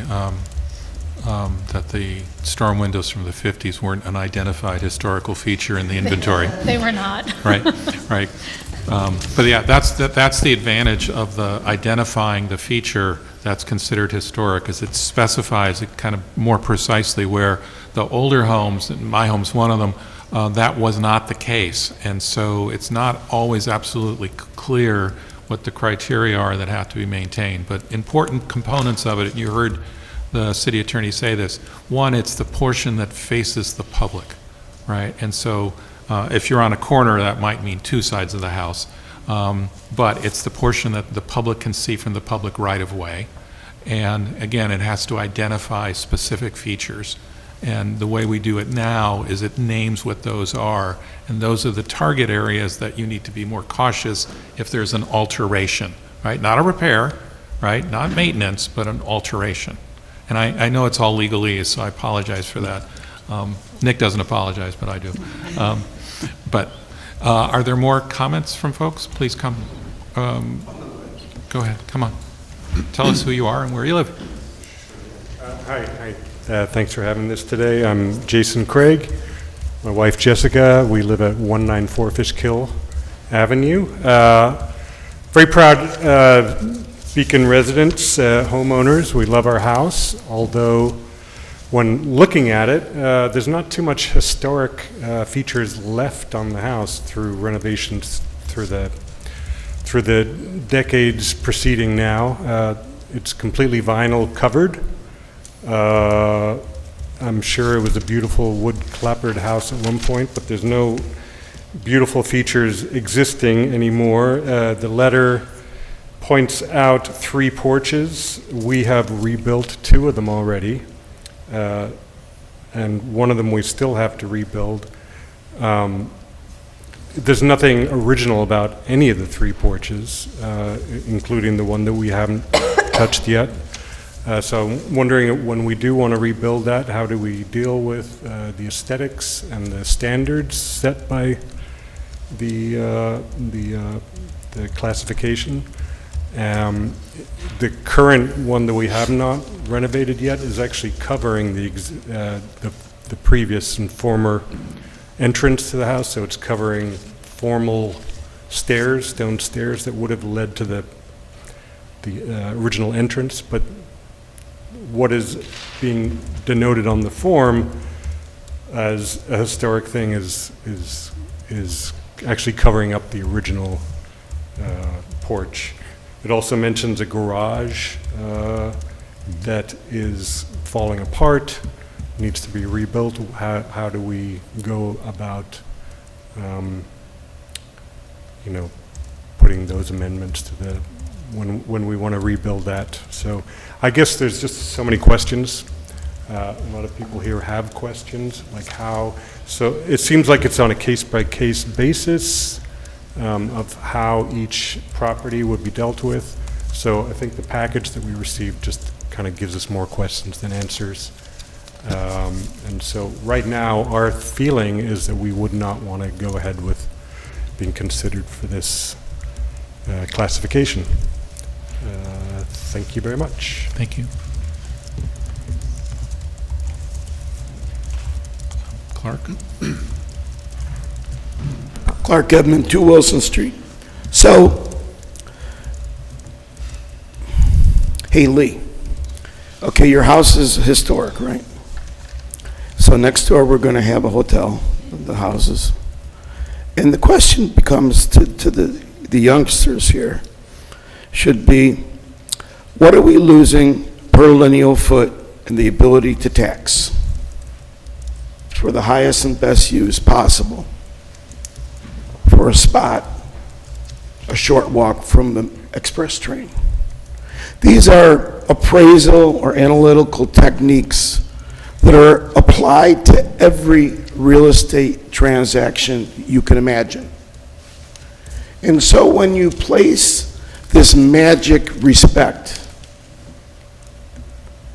then the cost incurred could theoretically be the cost of replacement as opposed to restoration. Because the only way a homeowner with a historic house can protect that lattice or those special windows or that configuration that everyone loves is to be properly insured. And so the delta between the cost of that insurance and the other is an expense. Would they have had it anyways? Probably, if they're prudent, have a nice house, but not necessarily. So the cost of legislation on the individual property owner is at the very, very central point. I think much of it is grown out of the hysteria that Beacon should never grow, which is an absolute, listen, number one, the world isn't putting 2-mile runways just anywhere. The historic Hudson Valley is historic for a reason because of its location. And that means in times of peace and in times of war. And we've never been closer to that than we are tonight. I recall my time with Charlie Kelly when I first met him in the Memorial Park 23 years ago, coming up from Brooklyn after 9/11. And I said, we got to think about what happens when people march forward in desperation. So what I'm saying is that having 17 different blocks and removing any possibility of redevelopment of that block because we have that 50-foot by 100-foot special place. Builders find their way. 15 seconds, Clark. Thank you. So in the end, the real cost should at least be abated if you think it's that important. Thank you. Hang on, you've had the one opportunity. I want to make sure there's anyone else, and we can always talk afterwards. Anyone else in the physical room want to make a comment on this particular topic of the public hearing? All right, anyone online? Yes, Mayor, we do have at least one hand raised on Zoom right now, and that is Brian. Brian, you have permission to speak whenever you're ready to go.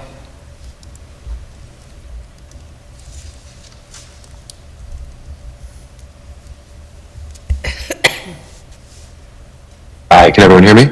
Yep. Hi, everyone. My name is Brian Smolin. My wife Grace Rayo and I are the new owners of 17 Church Street. I sent you all an email stating similar, but to the following. But first off, thanks you for those of you who did respond to our email, and thank you to the mayor for graciously offering to meet with us to discuss the details of the proposed designation. We are not at this moment firmly set in our objection. Rather, the main purpose of filing was an attempt to gain additional time to evaluate the pros and cons. We just closed on this house on the 7th. We moved to Beacon a week ago Saturday.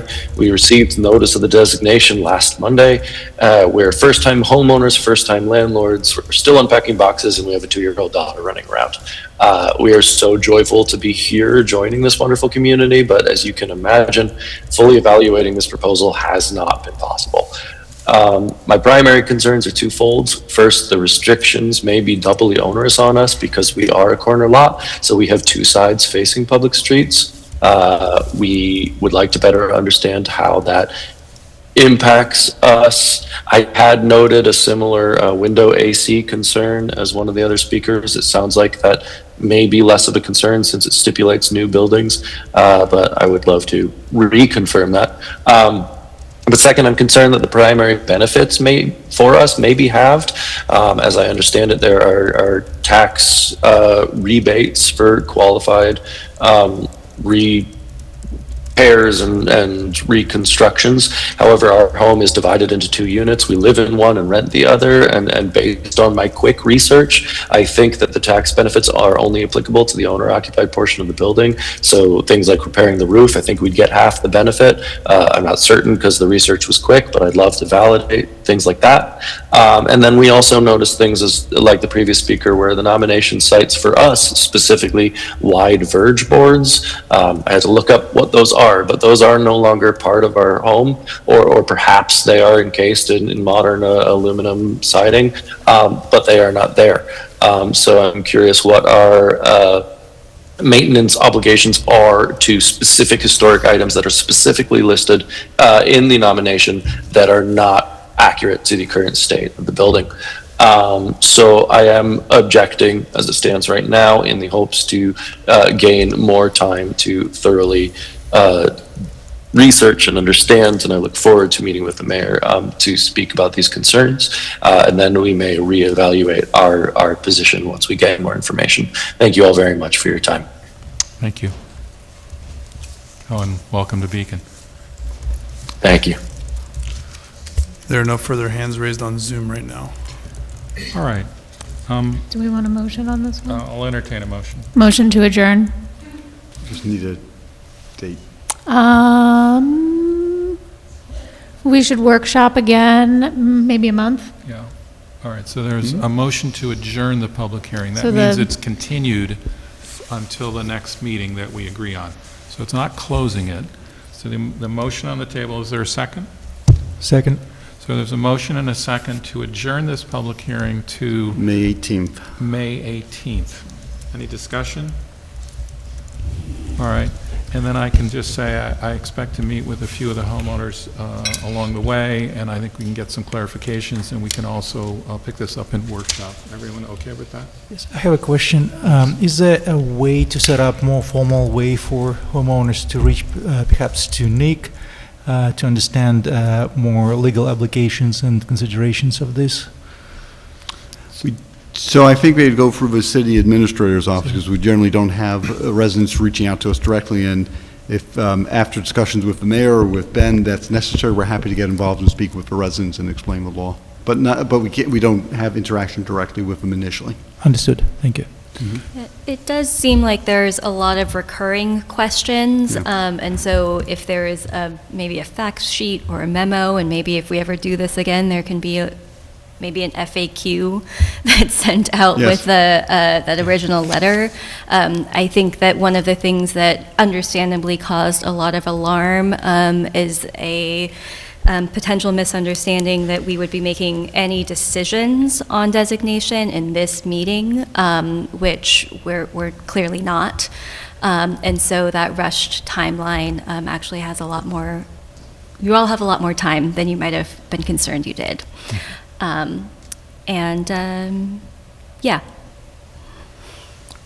I would just echo Nick's comment that if anyone has specific questions that they feel weren't addressed here tonight and they want to direct them to me by email or by phone, I think in writing is probably easier for me to pass along to the attorneys for them to review, but we'll definitely get them to the right people to evaluate your concerns. And I'm sure that if we have recurring questions, we can find a way to put those out too. And can you provide your contact information for people to reach you? Absolutely, yes. Thank you. You can send those to cityofbeacon@beaconny.gov or B Swanson, B as in boy, S-W-A, N as in Nancy, S-O-N as in Nancy, @beaconny.gov, or you can call my desk at 845-838-5010. Will we have more time to talk about this as a council? Yes, we need to workshop it. Okay, good, because yeah, a lot of the comments sort of have helped me synthesize my thoughts about this, and I have more questions too. And this is a good discussion. I really appreciate everyone who came out and had something to say, because it helps make it more real. I believe the plan is to workshop this on the 4th, and we've already asked Natalie if she's available. I believe she is. She'll be here for a couple of items, so that will likely be our next opportunity to discuss. Sounds good. All right, so all in favor of adjourning this public hearing to May 18th and to workshopping in the in-between period, say aye. Aye. Aye. Anyone opposed? Okay. That's all we're going to do on this topic, so if you'd like to go home, you're certainly welcome to, but, we always like you here. Let me open up the other public hearing.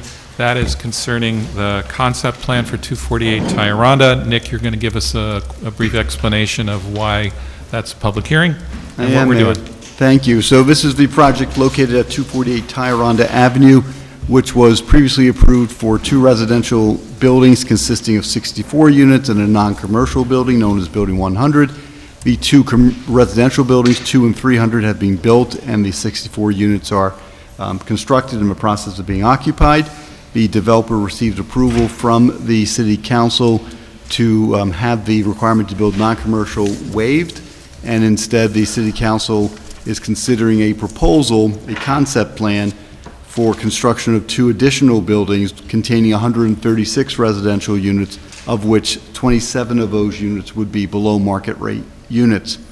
The process is, before the applicant can go to the planning board to receive site plan approval, right, the approval of the layout of the buildings, the parking, the landscaping, the greenway trail, they need to obtain concept approval from the city council as to the larger vision for the property. And so the city council referred the concept plan and considered it at its January meeting, referred it to the planning board. The planning board of the city discussed it at its February, March, and April meeting, and sent to the city council a comment memorandum.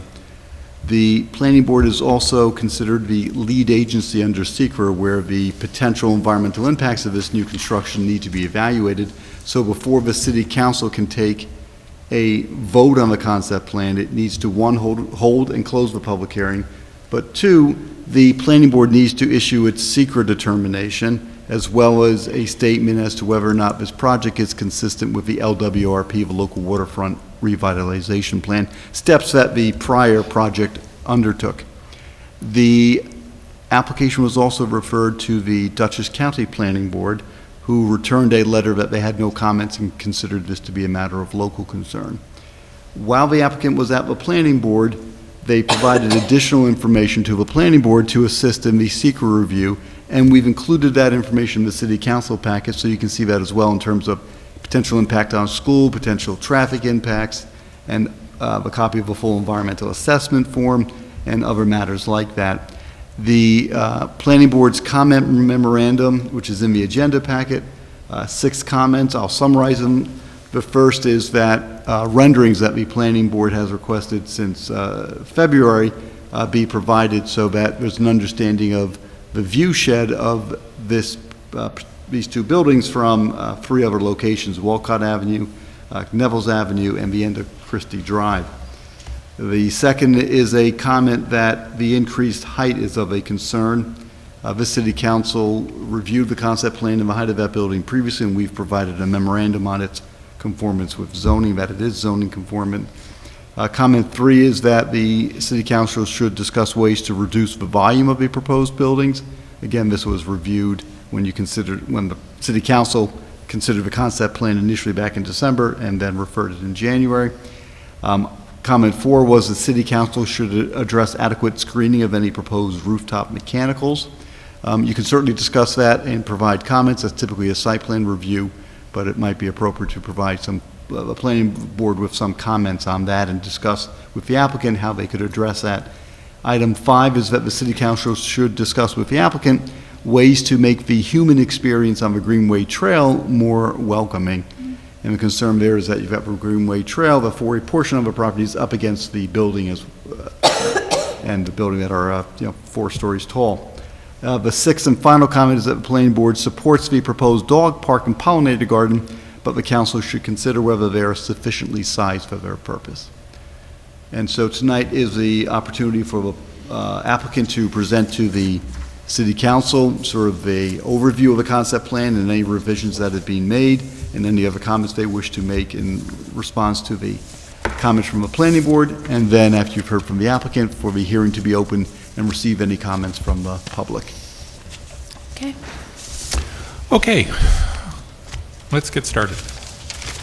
Good evening. Jay Blumenfeld with Beacon 248 Holdings. Thank you, Nick. As Nick stated, I had a few notes, but I think Nick really covered it mostly. We did do a few updates to the EAF as per the engineering comments from the city engineer. We did get just to add, we did also get a letter from SHPO stating that just based on the updated plan, there's no adverse impact. We did an updated school children analysis, an updated traffic study, and we put together a little slideshow. Some of this has been already shown to the council, but just to run through it quickly. This first slide. Just a moment before you get started. The first point Yes. in the planning board's memo is about a request from February where they're looking for renderings. Do you have that in this presentation, or when will it be provided? That's in the presentation. Okay, and when will you provide that to the planning board? Within, I think the deadline's in a week or so. Okay. I have no problem providing it tomorrow. There's a few additional items I thought would be helpful to the planning board I was trying to get in for the submission. Okay. There was a bit of a misunderstanding. Most of the items that were submitted back to us from the city engineer related to the site plan process, and we were under the impression that those renderings was part of that list, and they had meant it for now, so the architect had already been working on that, as with the rest of the list, and he was able to get it to us this morning, actually. Okay, great. Just want to make sure you get Sure. that wrapped up with them. So it starts off with just a few pictures of the existing conditions. So this is a view from basically being on top of the dam looking south, and we could go to the next one, is the subject area that we're referring to. Outside of the parking lot is the area that it would be the phase 2 of the project. The next slide is a look from south-north, same area. And if anyone wants to pause or so on, can answer any questions. And the next 2 slides, this slide is showing the view from the street side of what we're proposing. The 2 buildings on the left are the existing buildings that are constructed. The 2 buildings to the right are going to be the 2 new buildings we are proposing. The next slide shows the building from the creek side. I would just also point out, in reference to one of the comments from the planning board, something that's very important to us, as mentioned, is the experience from the Greenway Trail and making sure that it exceeds the experience from the original 2 buildings, and we do the best we can to make it enjoyable and enjoy the creek. And what we did over here, and I know it's a little hard to see, is that the building that's going to be next to the Greenway Trail, in the 2 buildings I should say, that's going to be next to Greenway Trail in the new phase, is actually going to have 2 stories of housing units the way it's proposed, and then we'll step back, and we'll step back another time, and the point in those step backs is to try to not give the impression that there's this massive building alongside the trail. It's something that will alleviate the impression of the building and make it something that is enjoyable to walk against and not walk against a wall or something of the like. So I believe the next slides are the renderings. Oh, I'm sorry, this is the site plan, which is again shown to the council previously and in the planning board packet, and just shows the lay of the land with the 2 buildings on the right that are existing and the 2 buildings on the left which are proposed, excuse me. The next slide is just zoomed into that site plan because of how large it is, and just points out the area in purple, which is what we're proposing to be an enclosed dog park that will be open to the public. All of these amenities are open to the public during the hours which the Greenway Trail is open.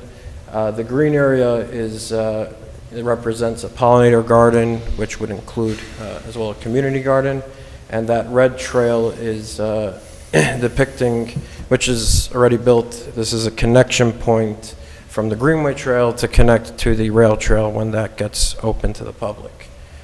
The next slide is going to be a rendering that shows the viewpoint from in the parking lot. And again, I'll point out, similar to what I was saying, on the other side, this would be your perspective from walking next to the buildings, and the step back on the floors, in this case, the third floor, helps alleviate the feeling of being next to the building.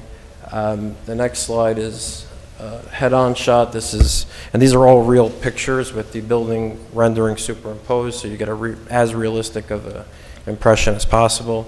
This is a view from Tyranda looking straight on the buildings. I believe the next shot is from across the creek. This would be if you climb down in front of the, in front of the dog shelter. And the next shot, I believe that was the last shot that we've included previously. The next three shots are the first comment from the planning board, what was requested. If we go back one to the shot from Neville's Avenue, they had asked us to go, I think, about halfway up the street. If we went halfway up, you wouldn't really see anything, so we're a little bit further down. And this would be your impression from Neville's. And the next one, I believe, would be the impression from the bridge. We clarified last week exactly where they want the shot. This is centered on the bridge. It's very hard to really see the addition of the building, and this is already zoomed in. So if we were really taking the picture from the bridge itself, they would be even further zoomed out. And the last shot that was requested is from the end of Christie Drive, which I did take with the homeowner's permission. You could hardly see the building. This is a picture that was taken a week ago. So the building is there if we zoom in a little bit, but as you could tell from the end of the drive, there's really not much that you will see of the building. It's mostly obscured by the foliage in the backyard. So I believe that's the last slide. Yeah. So those are the three new renderings requested. And just to address another comment, there was a concern in the first two buildings of how the rooftop mechanicals were screened in. It's something that bothers us as well, and we are committed to doing a better job in the next buildings and doing whatever we can to further beautify the buildings that are there right now at the screening, and happy to take any questions. Thank you. Any questions from council before we open the hearing up? So is this a workshop on this item? It's a public hearing, so No. we will have an actual discussion after the public hearing. Correct. Okay. Yeah, thank you for that, Thank for you. the introduction. I appreciate the city But attorney. it is the portion where during the public hearing, if you had questions for the applicant, you should do so, but if the council wishes to have internal discussions, you would have that at your workshop after you hear from the public and either adjourn or close the hearing. Okay. All right. Somebody open it up. I think, Bethany, are you the first one?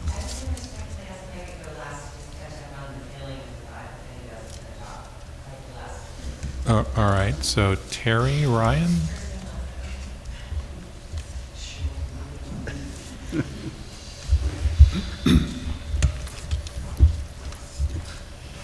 Hi, good evening. I'll make it short. I know everybody wants to go home. I live at the project right now, and I have to tell you, I come from New York City, and my daughter has a family up here in Beacon, kids in school in Beacon, and what drew me to the project was the care that they gave to the land.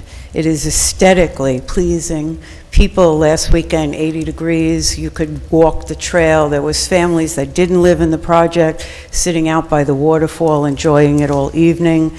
I think that, you know, from my basic understanding here in Beacon, that it will help with the parking situation because it's not on Main Street, so it doesn't add to that congestion, and it will also add to affordable housing depending on the size of the project. But I think that I also found out that the architect for the building happened to be a Beacon resident, and you can see it. You can see the love and care that was put into the building, so thank you. Anyone else on this one?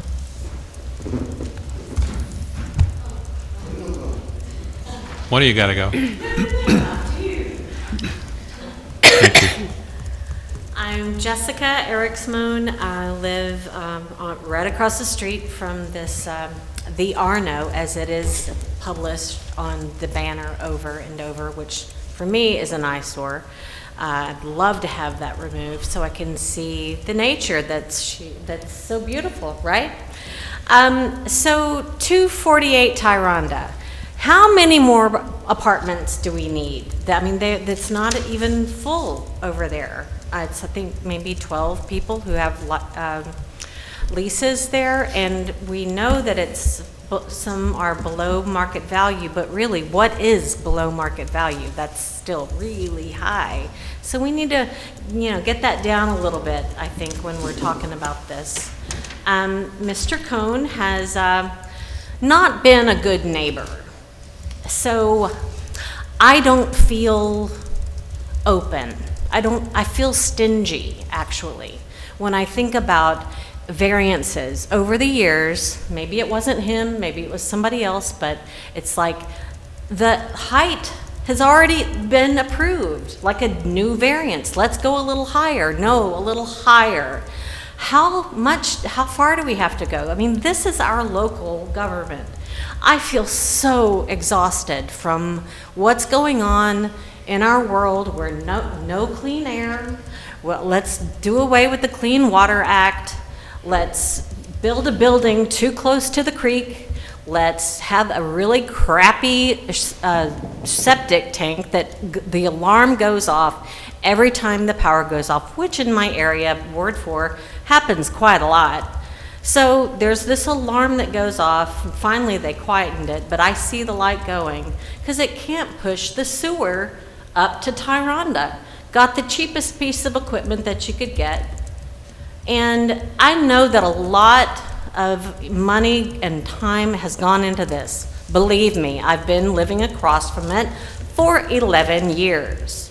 And it's an eyesore the whole way. It doesn't matter. I'm in for a penny, in for a pound now. So I want it to be done right. I want them to be held accountable. Did they pay for the, not building all three at the same time, the same footprint? They were supposed to do that. I was at the meetings. I paid for babysitters to be at these meetings. And I feel like what we are feeling as people, as a group, that we are not being represented, and that makes people not want to show up. You have 15 we don't want to seconds. be, we don't feel like we're being represented for our voices. It's like the developer gets what they want. We don't get what we want because we keep voicing it and we don't see our voices in action in Beacon. And we want it to be good for Beacon. We love it here. Thank you. Thank you. Now, Bethany?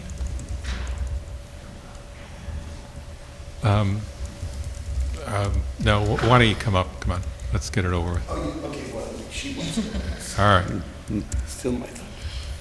Hi, Clark Edmund again. So,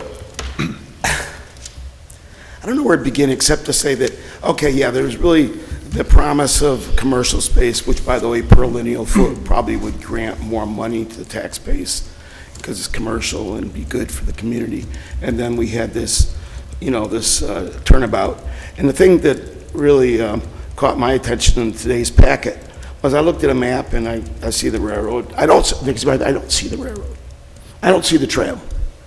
I just see a concept design in your packet, in at least one of the, and I'm saying, okay.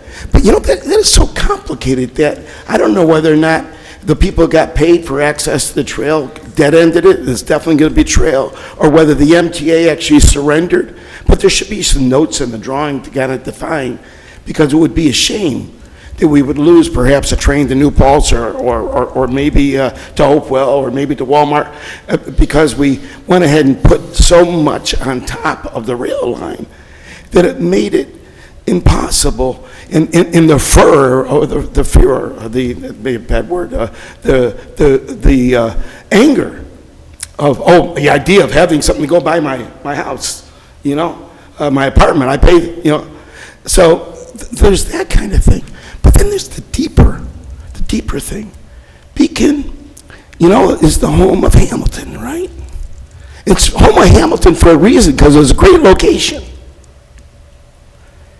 And I can't exactly say it non-controversially, but I've done my research. I understand what's going on, and it is important to say that I believe that Mr. Cohn is the same Mr. Cohn of Rockland County, whose mother was Madoff's biggest bag woman, who got let off by a London judge.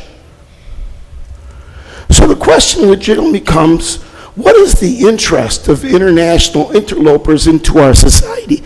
And what guardrails do we have against wealth just overcoming all notions of democracy, which comes back to you folks in the mirror? And the thing about it is, it's not meant to be slanderous. But what it is meant to be is we're so rich here in value and importance to the safety and security of the entire state being at the little bottleneck.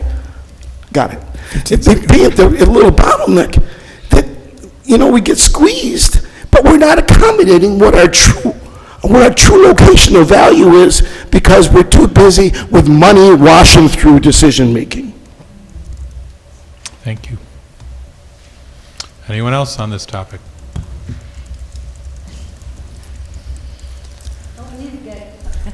So, Teresa Kraft, he mentioned the 2013 report, the health respiratory beacon with the highest.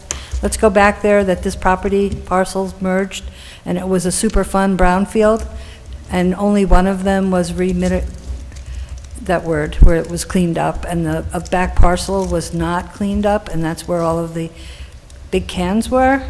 I was at that planning board meeting, and it got very contentious.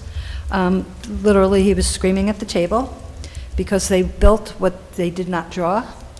And they asked, so I was surprised that this public hearing was still on the agenda with all of these questions coming back from the planning board that haven't been addressed yet. The screening, the building too high, and I agree that it should not go through this board with approval as is, and it should be scaled back. Thank you. Thank you very much. Anyone else?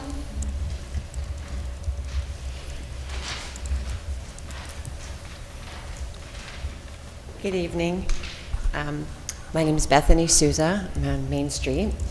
I'm actually a developer, and I am here for something very different, so I'll surprise you with that. But it's important to say that I'm a developer because I'm actually one of those people that they say a lot of nasty things about, that we came into town.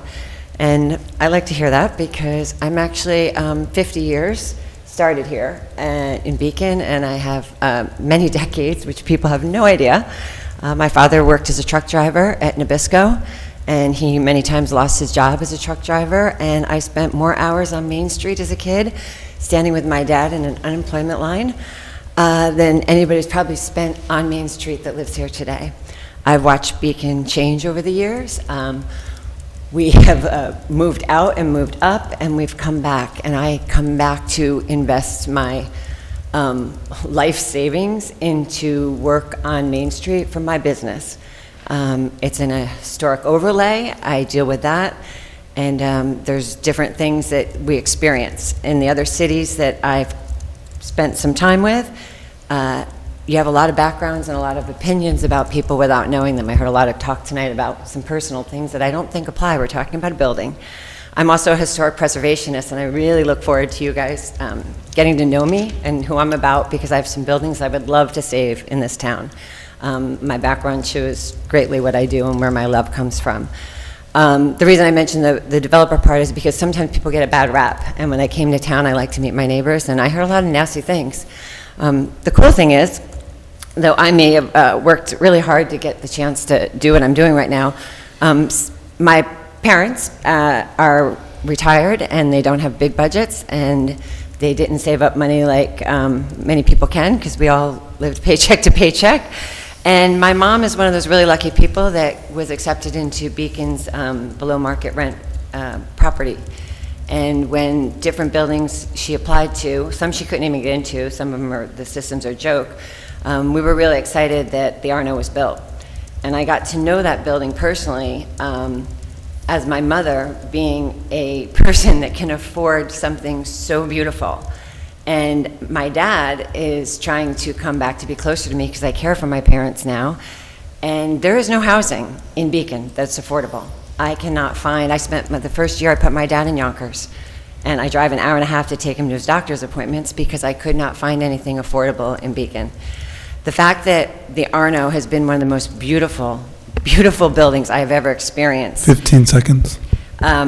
What is most important is to know that what they're doing, if you haven't had a chance to go there, is breathtaking. And the program that would allow 20% of their new buildings to have locals, and we desperately need more apartments.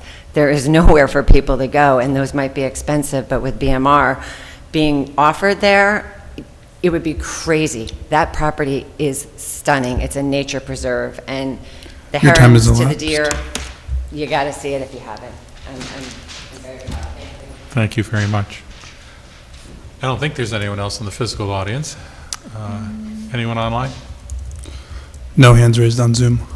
All right, what's the council interested in on this hearing? I would entertain a motion to close this public hearing. Second. Oh, you were the first. Oh, fine. Second. There we go. Any discussion on closing the public hearing? All right, all in favor of closing the public hearing on 248 Tyrone concept plan, say aye. Aye. Aye. Anyone opposed? Okay, thank you all. So, long startup. Next is our workshop. So let's go through these. So Nick, we've seen the amended concept plan as part of the public hearing. Is there anything else that we need to do here to introduce this for workshop, and what are our topics for workshop? Topics for workshop are, you've closed the public hearing, so the next step would be for discussions on the concept plan of any changes you would like. Again, these are broad strokes. This planning board will deal with the site plan issues. They've asked you to look at a few things, the volume, the height, the Greenway Trail, the open space. So you can discuss those comments, and then either you can continue the discussion, or the next step would be for our office to prepare a resolution approving the concept plan and imposing conditions or changes that might come out of tonight's discussion, and that vote could not be held until the planning board has issued the secret determination. Yeah, I think just briefly, I think the planning board comments around the rooftop mechanical screenings and including whatever you end up doing on the new buildings to the existing buildings should definitely be addressed. Greenway Trail as well. In terms of the concept plan and the building schema, and please confirm this, I'm not seeing a change to what we reviewed in December, and I forget when the second one was. And since I have already stated, my point of view on that I'm supportive of the increase in units, and especially the BMR units, I don't have any additional thoughts on what would potentially need to be changed in the concept plan other than that. Yeah, it's the same concept plan. I think it was the first meeting in February, if I remember correctly. Yeah. And just about any rooftop screening or so on, what we're hoping to do on the new structures is going to be something that might not be physically possible to do on the first two structures. but we will do our absolute best. I think that what was ultimately used as screening on the mechanicals of the first two buildings was accepted to a certain extent. I'd like to see it, if it was possible, to do it better. The mechanicals are in a location that we can't physically move.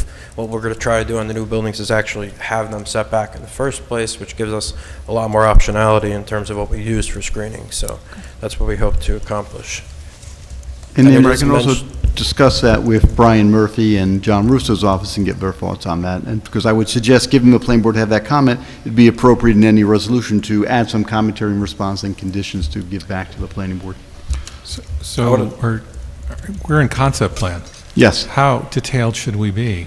Well, on an issue like that, you typically wouldn't be, but because the planning board has asked for feedback, I would provide that feedback because I do understand it was a concern. And it's a little novel in terms of it's a newish issue because as we're going all electric, you're putting those rooftop items, those items on the roof as opposed to oil tanks or other things where you wouldn't typically see it, so it has become a bit of a visual eyesore. I appreciate it. Just Any also other mention, comments? based on the city engineer's request, we did include that specifically in the EAF. So in the updated version, it has a footnote that mentions the rooftop screening. And Just something I would flag for us later on. I think your comment there about the rooftop mechanicals becoming potentially more prevalent as we demand electric building is maybe something that the council should take a look at in terms of whether we want to provide some rigor around what those screening requirements are. There is one concern that I have with rooftop mechanicals, and it's, we can see on some buildings along the Fishkill Creek, if you have a lot of them and then you have another 6-7 foot fence screening them, from the ground it reads almost like another floor. So if they are set closer to the parapet of the building, they become like another level of things that screens the view. So if they're offset towards the middle, it probably, depending whether you're on high or low elevation, can be helpful. But as we go more and more electric and more utilities move to the roof, I think that should count into our height considerations because it is a visual block. Yeah, but if that counts in the height considerations, we've just reduced density, and I thought we had an objective of trying to maintain density, so we're just going to have to be careful how we do that. Yeah, I meant more from like an aesthetics purpose, because this comes up a lot. And like, what can we, like we did with the 5G towers, like what kind of, Right, yeah. you could require certain setbacks, so that way it's not as visible, but I'll talk to Natalie and John and see how we come up with that. Yeah, I mean, it's not a comment that's related to the specific concept plan, something for us to consider down the road. I don't think it's the most critical thing we have to deal with. Again, because the planning board asked about this, I would encourage the applicant to address those comments that the planning board has provided. I have a comment that I have made the last time you came here. The environmental assessment form E12 says that you don't have a dam on the property, and it still says you don't have a dam on the property. So I didn't check it myself personally. I was told it was updated. I had specifically told the engineer. Oh, yeah. I'm assuming I don't have it in front of me. It was too many pages to burn, but yeah. If it's not done, I will speak to him tomorrow morning. And I'll mention it to city staff as well, thank you. And I do have one concern about the dog park. And it is a benefit, but to fairly small subsection of Beacon residents. There is a reason why the existing park is supported by dog owners' fees. But it's great that it will be provided. I have a concern as somebody who started creek monitoring program is the runoff from the park if the dog poop is not removed regularly, potentially more than even once a day. During the rain, being so close to the edge of the creek, the flushing out of poop is a real possibility. And from the sampling that Fishkill Creek Watershed Alliance has done over the last year and this year, we see the prevalence of animal fecal matter in the creek. So what I've seen just anecdotally from other properties is that if you provide the dog stations, the dog waste stations, people use them. We find almost all the time. I think the bigger problem becomes when we don't provide that. So one of the items which we hadn't put on any plan because we hadn't gotten into any detail, but we have discussed with the engineers is that we would make sure to have a sufficient amount of stations, and that wouldn't just be in the dog park, it would be along the whole trail. I believe we already ordered two, and we use them by other properties, and we find that people use them, and as long as our staff, which we're committed to, goes ahead and cleans out those bins, I would hope that issue is alleviated. I also have a question about the dog park, because the current dog park in Beacon, so this would be unique in the Ward 4 area of Beacon. There isn't an established dog park, like there is a memorial park, which I would love to see the size comparison, because even though that's a fairly large park at Memorial Park, it's frequently quite busy because it's the one place that people bring their dogs. And it's run well because it's run by a group that has a permit process, there's an application, they keep an eye on those things. So my question is, this dog run, is that going to be, if it is open to people beyond the residents, is there going to be a permitting process? Is there going to be somebody in charge of it? Is there going to be regular cleanup of the dog park beyond just leaving out bags like you see on the Greenway Trail? So what we envisioned is a very comprehensive set of rules that we monitor with staff that's on site. We will have staff on site full-time here, and our plan is to maintain that.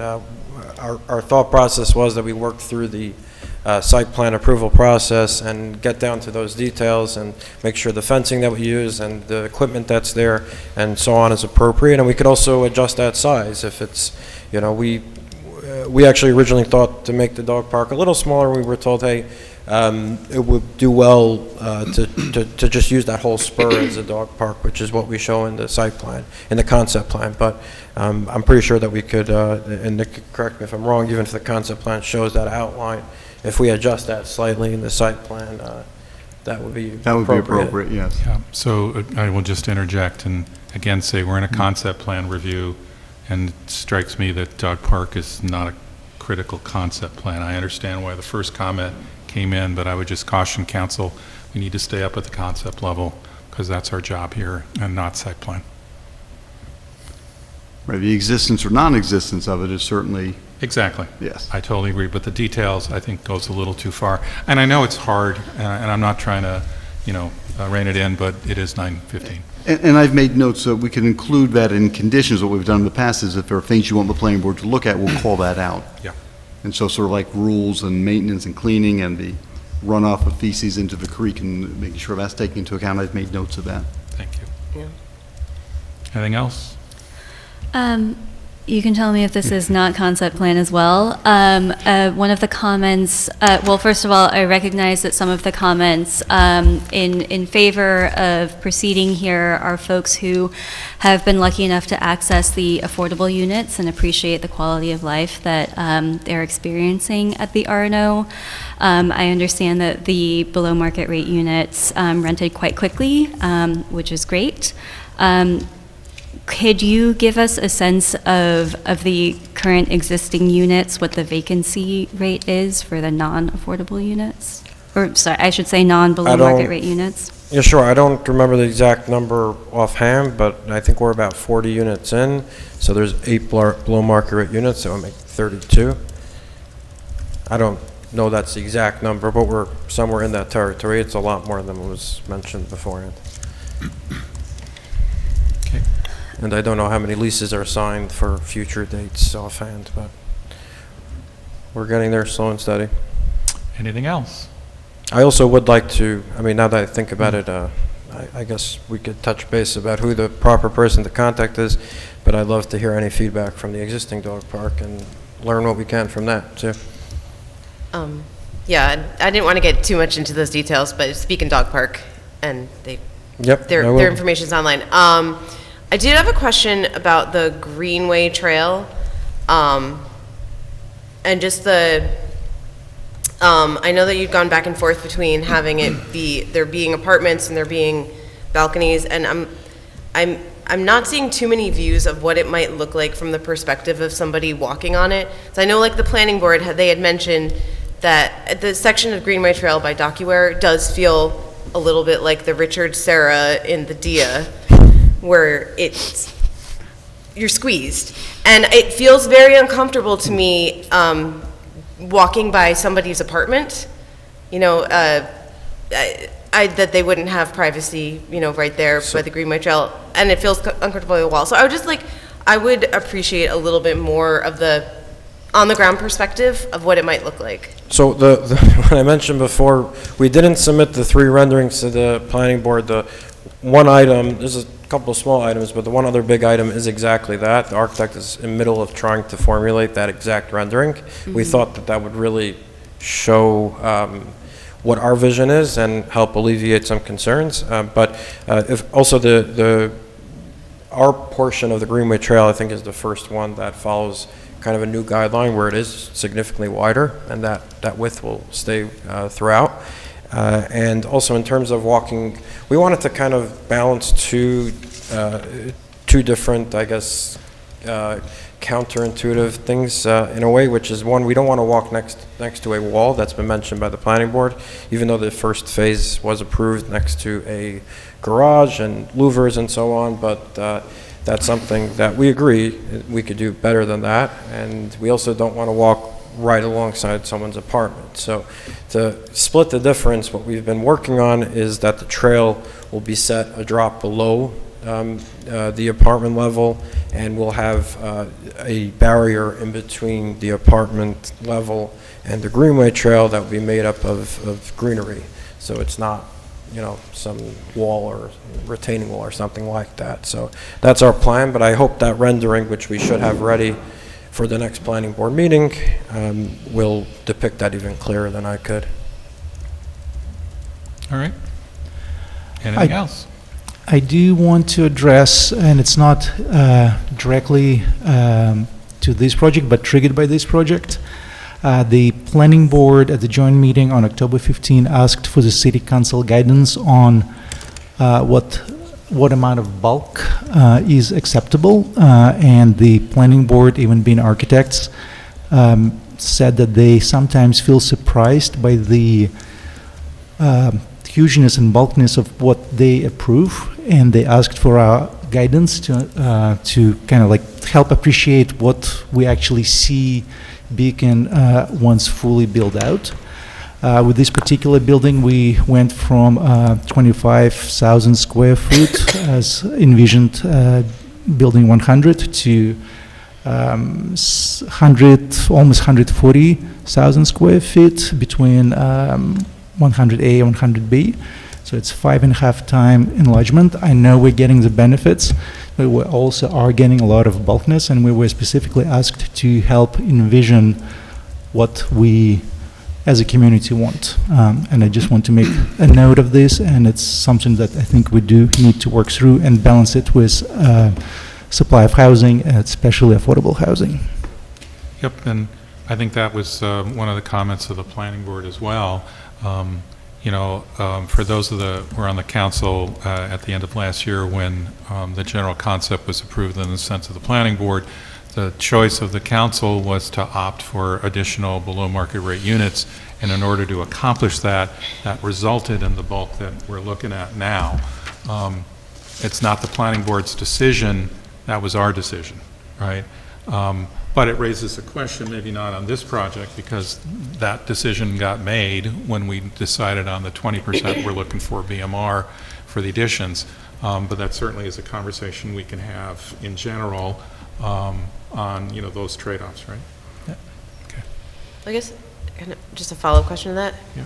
And this might be a question for you too. So I understand that that's how we ended up with the bulk of the building, because we want a certain amount of units.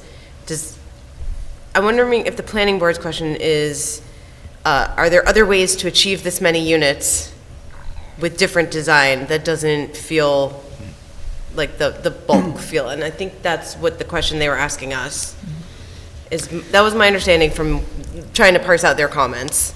Yeah, and that was part of our, sorry, Paloma, go ahead. Yeah.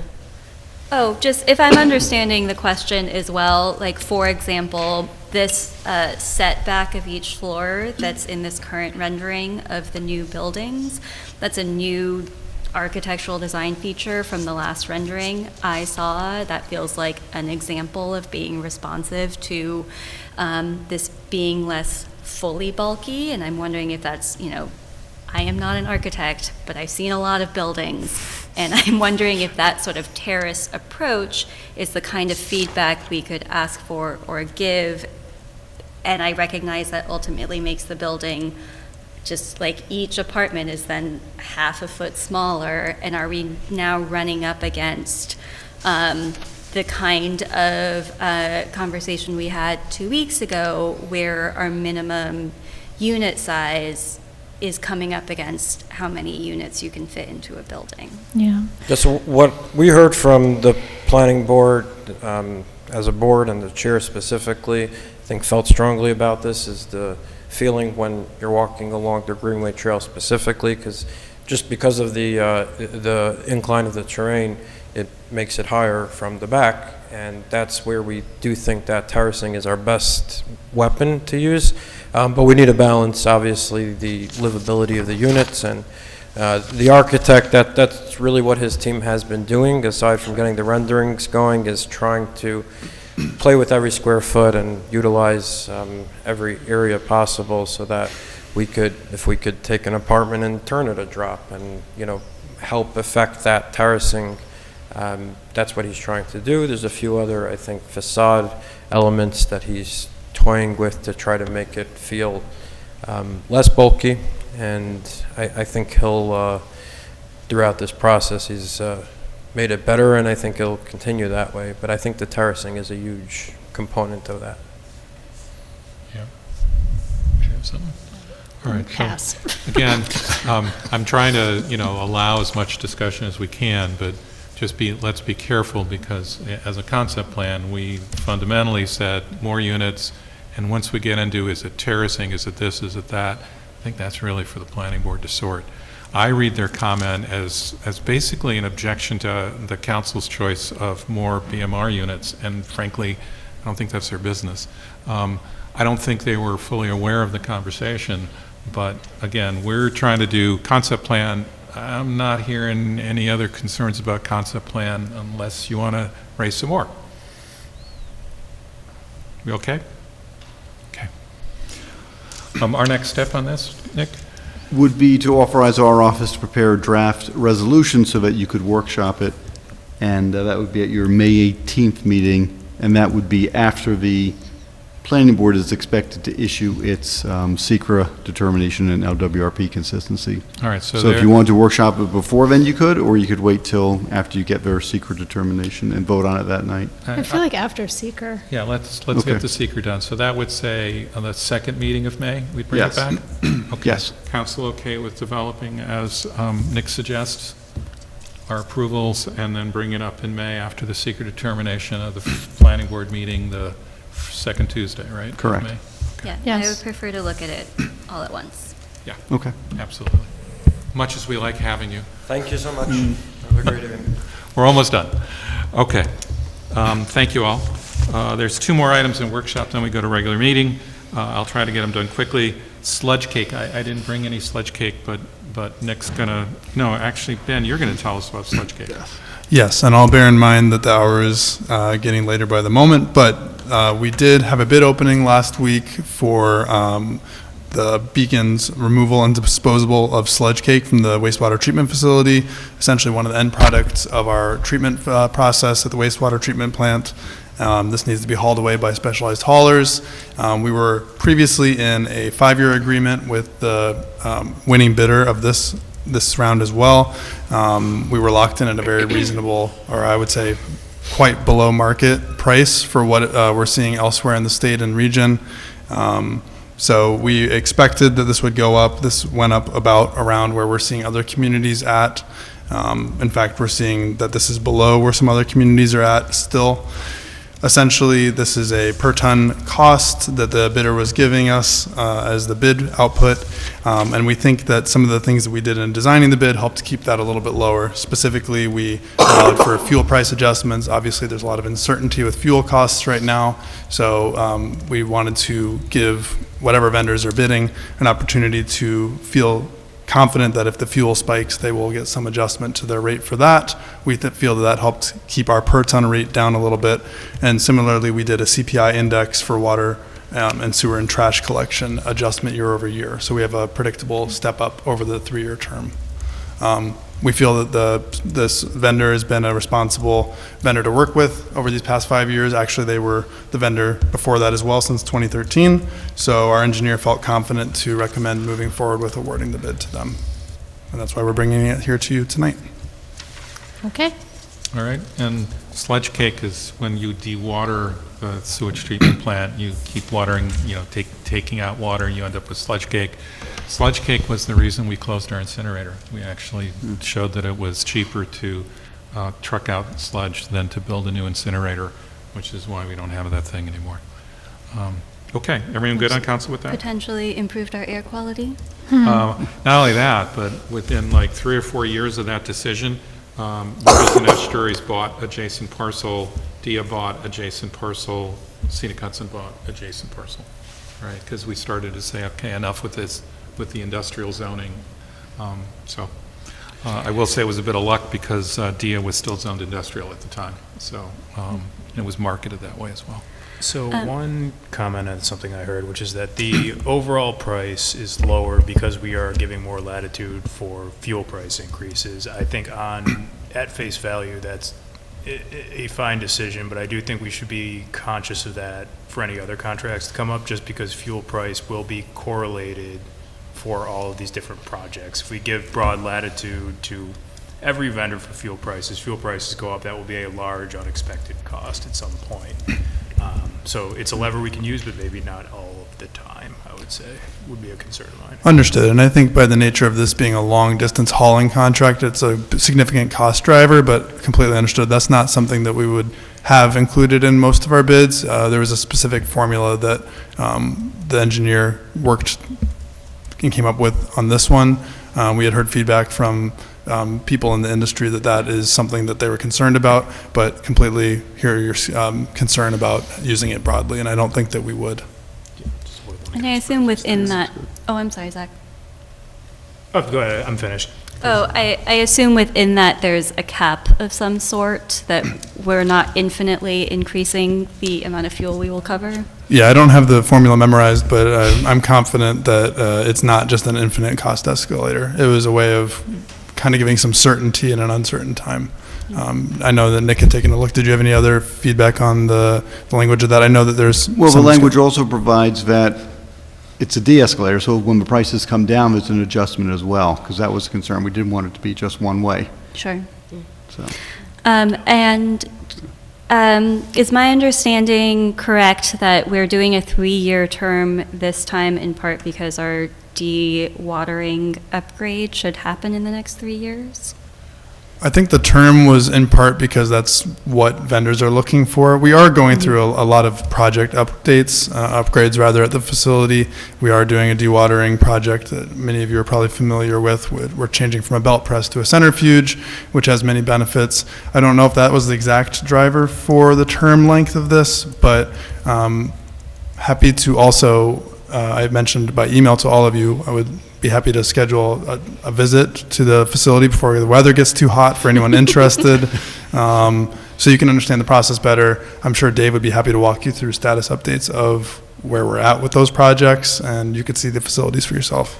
Yeah, I would definitely be interested in that because I've missed the other ones over the last few years. And just want to note that my understanding is that with the centrifuge upgrade, the tonnage of sludge cake that we will be trucking out will decrease significantly because there will just be less water in it. So looking forward to seeing this cost go down eventually. Yeah, That my understanding is, investment. sorry. Yeah. My understanding is the same, that we do expect that the centrifuge will reduce the volume. I don't have a percentage reduction figure for you today, but that's something we could also talk to Dave about during the tour. During the tour would be great. Okay, everybody good?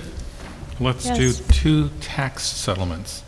And I think, Nick, you're going to take us through those. I am, and I believe it's just one tax settlement for Oh, 2 one? tax years, yes. Okay. Correct. So this concerns the property at 10 Hastings Drive, which is the Taconic Rehabilitation and Nursing Center, which is a 160-bed nursing home. So Kathy earlier this evening spoke about the beginning process, how assessments are determined, and the ability of a property owner to file a grievance. For commercial properties, they go through a process known as a tax certiorari, where they file a proceeding in Dutchess County Supreme Court, and there's then, typically they will try to stack up years. We try to move those along so they don't stack up years, because if they are entitled to a refund, the municipalities, the taxing jurisdictions, school district, county, library, and city need to provide a refund, and you then have to budget for that. So our goal is, if someone does file a refund, we try to file a tax cert, we try to resolve those at the earliest possible opportunity. So this refund tax cert concerns tax years 24 and 25. This property, and it's not untypical for commercial properties, they tend to be repeat customers. They will challenge their assessments, and they had reached a settlement in 2018, and they came back and challenged it again. If you read our 4-page memo, there's a fascinating discussion about how nursing homes are taxed based upon a per-bed theory. Kathy Martin and Judd Siebert in our office, and Suzanne Volpe are the attorneys who handle the tax certs. They've looked at other communities and how these facilities are taxed. Thought there was some room to and appropriateness to reduce it, but not to the level that the property owners was requesting. And so, as you can see in the memo, we felt that this was a fair resolution of this matter, taking into account where their assessment was, where they were trying to get it to, where we were in other communities, and also recognizing there's a cost to these as well in terms of hiring an appraiser and defending it. So you would be approving tonight to authorize the settlement. The assessment would be reduced going forward, and then there would be a refund of $14,112 from the city's tax. I never knew how to pronounce that word, certiorari. Tax certiorari, yes. I think I was saying it with a lot of flair, so. That's why most people call it tax cert, because they don't want to do that. Yeah, The lawyers a lot. Thanks. I happened to make a phone call to a lawyer in the family last night, and I was like, what's this word that starts Yeah, I was giving it a lot of like floral embellishments in my head, so. Everybody good with that? Yeah. Yeah, so there are no other go-forward implications of this other than the settlement, and then we will assess them as normal, essentially, going forward. That is correct, yes. No other monetary implications. Very good. Okay. Okay. That is the workshop. It's due to- Excuse me. In the good old times when we had, you had weekly meetings, sometimes council members would bring up some items at the end of the workshop. So what I wanted to bring up is that when we did go with the bi-weekly meetings, we agreed to revisit this in April and see how the council members feel about do the bi-weekly meetings work. So I know it's late, that's not necessarily the best time now to discuss this in detail, but I do want to flag, I personally feel that, I'm constantly running against the clock. The clock is running against us, as we can see. So perhaps, I don't know if people want to make notes or we want to bring it up in the next meeting and do a proper discussion of this, but that's what we agreed to do. Sergey, I feel like you had access to my notes before this meeting, because this was on my notes as well. All right, so let me suggest that we make it an item in the next workshop. I do have a few things that I want to add for the next workshop as well, and that would be discussing the bike master plan and bringing that back up as it was previously mentioned. And if you guys had already stated in the previous council that you were going to allot those funds, we need to really work on finding someone to create that bike master plan and stop putting it on the back burner. So I would like to speak about that at the next workshop, as well as Verplank and all the crosswalks there. I had previously wrote the city administrator about Walnut and Verplank and the need for a crosswalk there, and was informed that there needs to be a holistic view of it because many people are complaining about that, and I did have several residents reach out about that. So we need to bring that up at the next workshop and probably work on getting the traffic safety committee involved with taking a look at Verplank Avenue and the crosswalks there, as well as the possibility of amending the proposal or what the previous council agreed on for the 27 units for the 248 Tioronda Avenue, those 27 units and below market rate. As a resident of Beacon who has been here my entire life, it was disturbing to hear that one resident from Beacon's mother lives in those houses. And of course, people came up here from New York City to live in them for the below market rate, and we don't even know how many are still empty. So I would like the possibility to amend that 27 units to be truly affordable, not below market rate, as well as for Beacon residents first and foremost.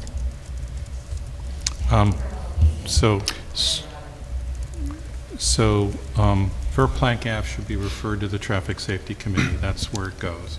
So if we want to do something there, what I suggest is send an email to Ben and me, and we'll send something over to the Traffic Safety Committee. If you want to bring up changes to below market rate, I think what we said was we were doing that in the context of housing in general. We are going to have a housing discussion. Do we have one for the first meeting of May, Ben? I think that's the one where we're going to talk comp plan. Is that right? We have a comp plan. Jennifer Gray from Keenan Bean will be coming to lead kind of a first blush discussion on the comp plan. We'll also have Natalie Quinn, the planner, here for that, among a couple other things that Natalie was going to talk to us about, including HDLO. Okay, so what I would suggest we do is let's use the second meeting of May to talk about housing. But I will just, note, Listar, that the moment you try to, change the 70% of AMI as the target number, it makes the number of affordable units go down, right? Because the two numbers that have to be worked on is what rent are you allowed to charge, and the lower the rent you're allowed to charge, the fewer units that can be done. So there's a trade-off between how many units are you trying to get and at what rate. It's also... I thought the trade-off was taking out the commercial space for this project. Right. That's already been approved. If you want to review that again, that would, say the council's earlier decision is void. I just think that we should be moving forward. If you want to say, let's not worry about 248, but let's look at that in general, again, I would say the second meeting of May, we will take up housing again, because I think the first meeting of May, we're scheduling to do comp plan discussion, right? That's my understanding. Okay. Okay, and just the last thing is I would also like us to take a look at the 100% property tax exemption for veterans. A few people have also reached out to me about that. It was passed in New York State and became effective in 2026. Currently, we still only have 50% for disabled veterans, so I would like to look at that as well. I don't know about that one. Let us do a little bit of research. My understanding is we do the same thing that other communities do in that area. I had reached out to Chris about it a while back when a veteran reached out to me, and he said it is approved for the state, but we currently only still run at the 50% and not the 100% that was implemented for 2026. So are you saying a veteran would pay no tax? To my understanding, that's what was passed in the state. I don't think that's factual. So we'll look into it. We'll speak to Kathy Morton. Disabled veterans, just disabled veterans, not complete veterans, just disabled veterans, not all veterans. Currently, we have the 50% for disabled veterans, but it was passed 100% for disabled veterans in New York State. Let us look into that and we'll come back. And can I request for the housing discussion to have an update from Building Department or from Ben on SRT, short-term rentals enforcement, where we stand and how we can make it enforceable and, get the illegal Airbnbs delisted. So I will just say that we have that on our radar to do an update on. Let me check on the time frame for like when that would make sense for the building department to have everything together for that. I would say that in my mind that had been a separate topic, not that it's unrelated to BMR program or housing, but that it's kind of a self-enclosed topic because we have specifically regulated and treated dealt with STRs kind of in parallel to our other housing discussions. So are you saying you want that definitively would be like a conjoined discussion on both topics, or would you be okay with some flexibility onto having one or the other as separate agenda items? I think the request to get to the bottom of the enforcement issue has been going on for almost a year now, or even more. Yeah. So I think we should get to it. I understand that you have a process to follow. So if it's another 2 weeks later, I don't think it's a material change, but I think we should get to it. Oh, I just wanted to make sure I understand what you were asking. Generally speaking, definitely on my radar, and I will talk to the building inspector to see where he's at during our standing meeting next week. Okay. Everybody good? reports, we ready? Okay. Where do we want to start? You want to start, Carolyn, and we'll work our way around? Sure. I mean, I will start with the thing that I had in my notes, that I think now that it is April 20th, it's a good time to review our every other week schedule that we set up for ourselves and see if we feel like this is working, and if we're getting enough input from the community, and if we're open enough to be having these dialogues with the community. So I really would like to look at that as soon as we can. So in the past, I do want to say thank you to everyone who was involved in the Earth Day cleanup. It's this kind of community that makes it a beautiful place to live. Coming up in the future, Wednesday, April 22nd, Congressman Pat Ryan's CARES van will be at Beacon Rec at 10 a.m. The Traffic Safety Committee is meeting on Thursday at 9 a.m. You've heard a lot about it today. So I think it's the day before Lieutenant Confield retires. So hopefully he'll be there and you'll get one more chance to talk traffic. The replay sale is going on this Friday, Saturday, and Sunday at the University Settlement Park. All proceeds are going towards the Tot Park, and it is a great way, speaking of Earth Day, to reuse children's toys and clothes. And that's a sale for babies on to like 7, 8, 9-year-olds. If you haven't been before, it's an excellent sale run by an amazing group of volunteers. And then finally, I just wanted to say that I saw that, speaking of all this preservation and historic rehabilitation, Kate Wood is going to be speaking at the Elks Club on April 28th at 7 p.m., and that's an event with the Beacon Historical Society. And she's going to be talking about adapting historic homes for modern life. Thank you. Sergey? All right, I'll be short today. I really enjoyed the Earth Day cleanup. Enjoyed leading the group in the area of the future Greenway East Trail and passive environmental park. We did a lot of cleaning and invasives removal. The fair was great, a lot of engagement and a lot of interest, and people ready to volunteer and help keep our city beautiful.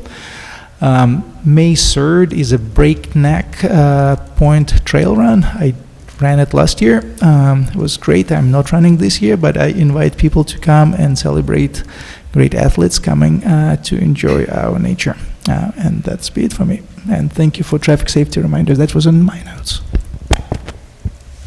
Because you stole my notes.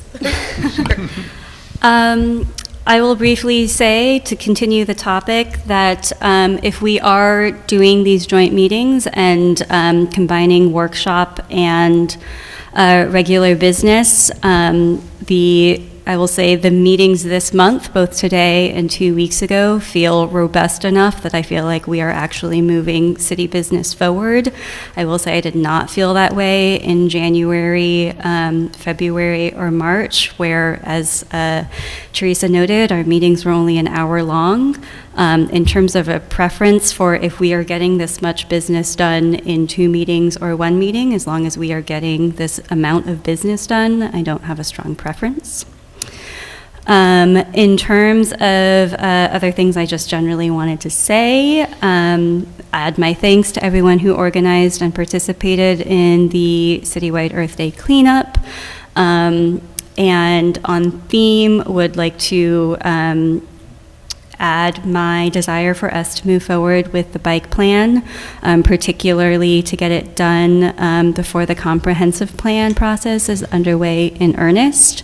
My understanding from unofficial conversations is that the county is likely not going to prioritize taking this on themselves, though I know we had hoped for that for our own budget. And so I really would like to hear more about what it would take for the city to move forward with this bike plan ourselves, ideally in our May 4th meeting when we're talking about the comprehensive plan, even if it's just about trying to realistically schedule it in.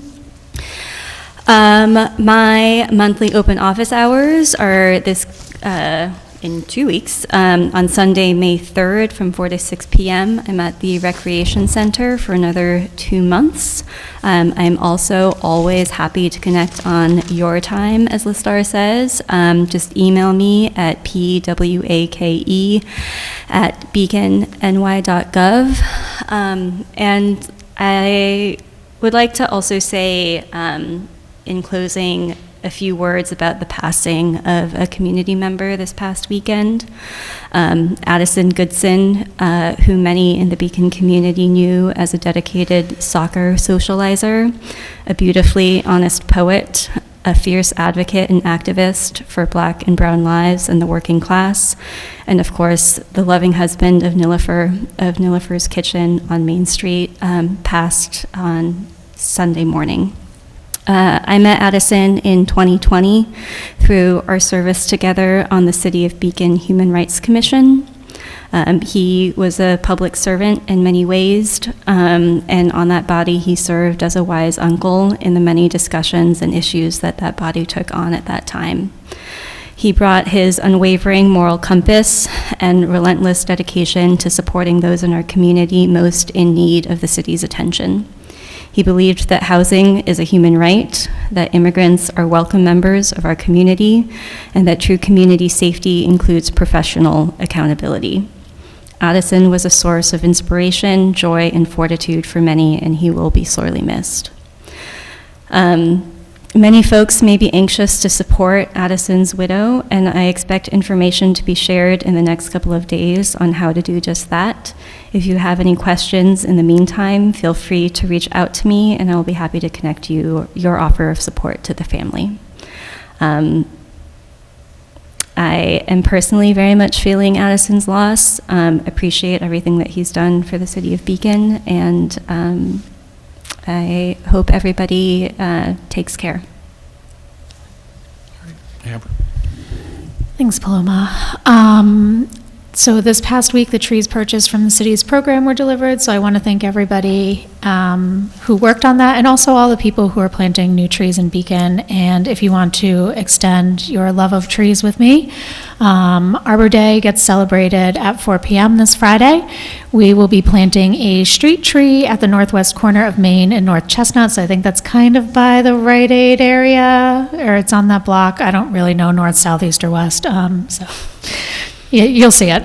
It's a nice celebration. The poet laureate reads. There's members of the committee, and I'm just super pumped to be doing the proclamation again this year, so thanks. Over to you, Zach. Oh boy, do I have news for you, Amber. So this weekend I got to participate in the Earth Day festivities around town. Very well organized as always, so thank you to the organizers for that. This year I planted trees at the Recreation Center. We planted 5 trees. We have 195 trees to go, allegedly. And we are looking for volunteers to help us plant those. So if you would like to plant more than 1 tree, in fact 194 more trees, we are looking for volunteers. You can contact me and I'll put you in touch with the organizers for that. But I will plant some myself, just not that many. I also had the opportunity to talk to the organizers of the food pantry at the Recreation Center, which is every Saturday, hosted by Open Arms Christian Ministries. Some great people doing great work there, and of course, we'd like to help them out however we can. And then I would like to mention that the R5K is on Sunday, May 17th. For those who are inclined to participate, goes toward the Animal Rescue Foundation. Second to last, I'd like to thank the supporters who came in today for our police officers, and thank you to the service of those officers. And I'd like to congratulate those who were promoted for their promotions. Lastly, I'll say my next office hours are not this Saturday, but next Saturday, which will be May 2nd. We'll go 10 a.m. to 12 p.m., and I'll do them at Noble Pies again. It worked well last time. Just want to say that the Know Your Rights Housing Seminar is going to be taking place on May 11th here at the City Hall courtroom at 5:30 p.m. Please show up if you want to know your rights when it comes to housing. As always, my office hours are on your time, so email me, beaconny.gov, or call or text me at 845-603-2319. And so many of you have been reaching out to me, even not in my ward. You can continue to reach out to me. I don't mind fielding all the calls, all the emails, and hearing your complaints and your, any questions that you may have. That's all. Okay, thank you all. I'll be really brief because it's already been a long evening. Thank you, Paloma, for mentioning Addison. I knew him for over 20 years on Rambat Avenue. And I do one announcement. So this is a creation of a Trails Committee. So as mayor, I am hereby creating an ad hoc mayor's committee called the Trails Committee to provide input and guidance to the mayor for all current and potential trails, but first and foremost for the coming Beacon Rail Trail.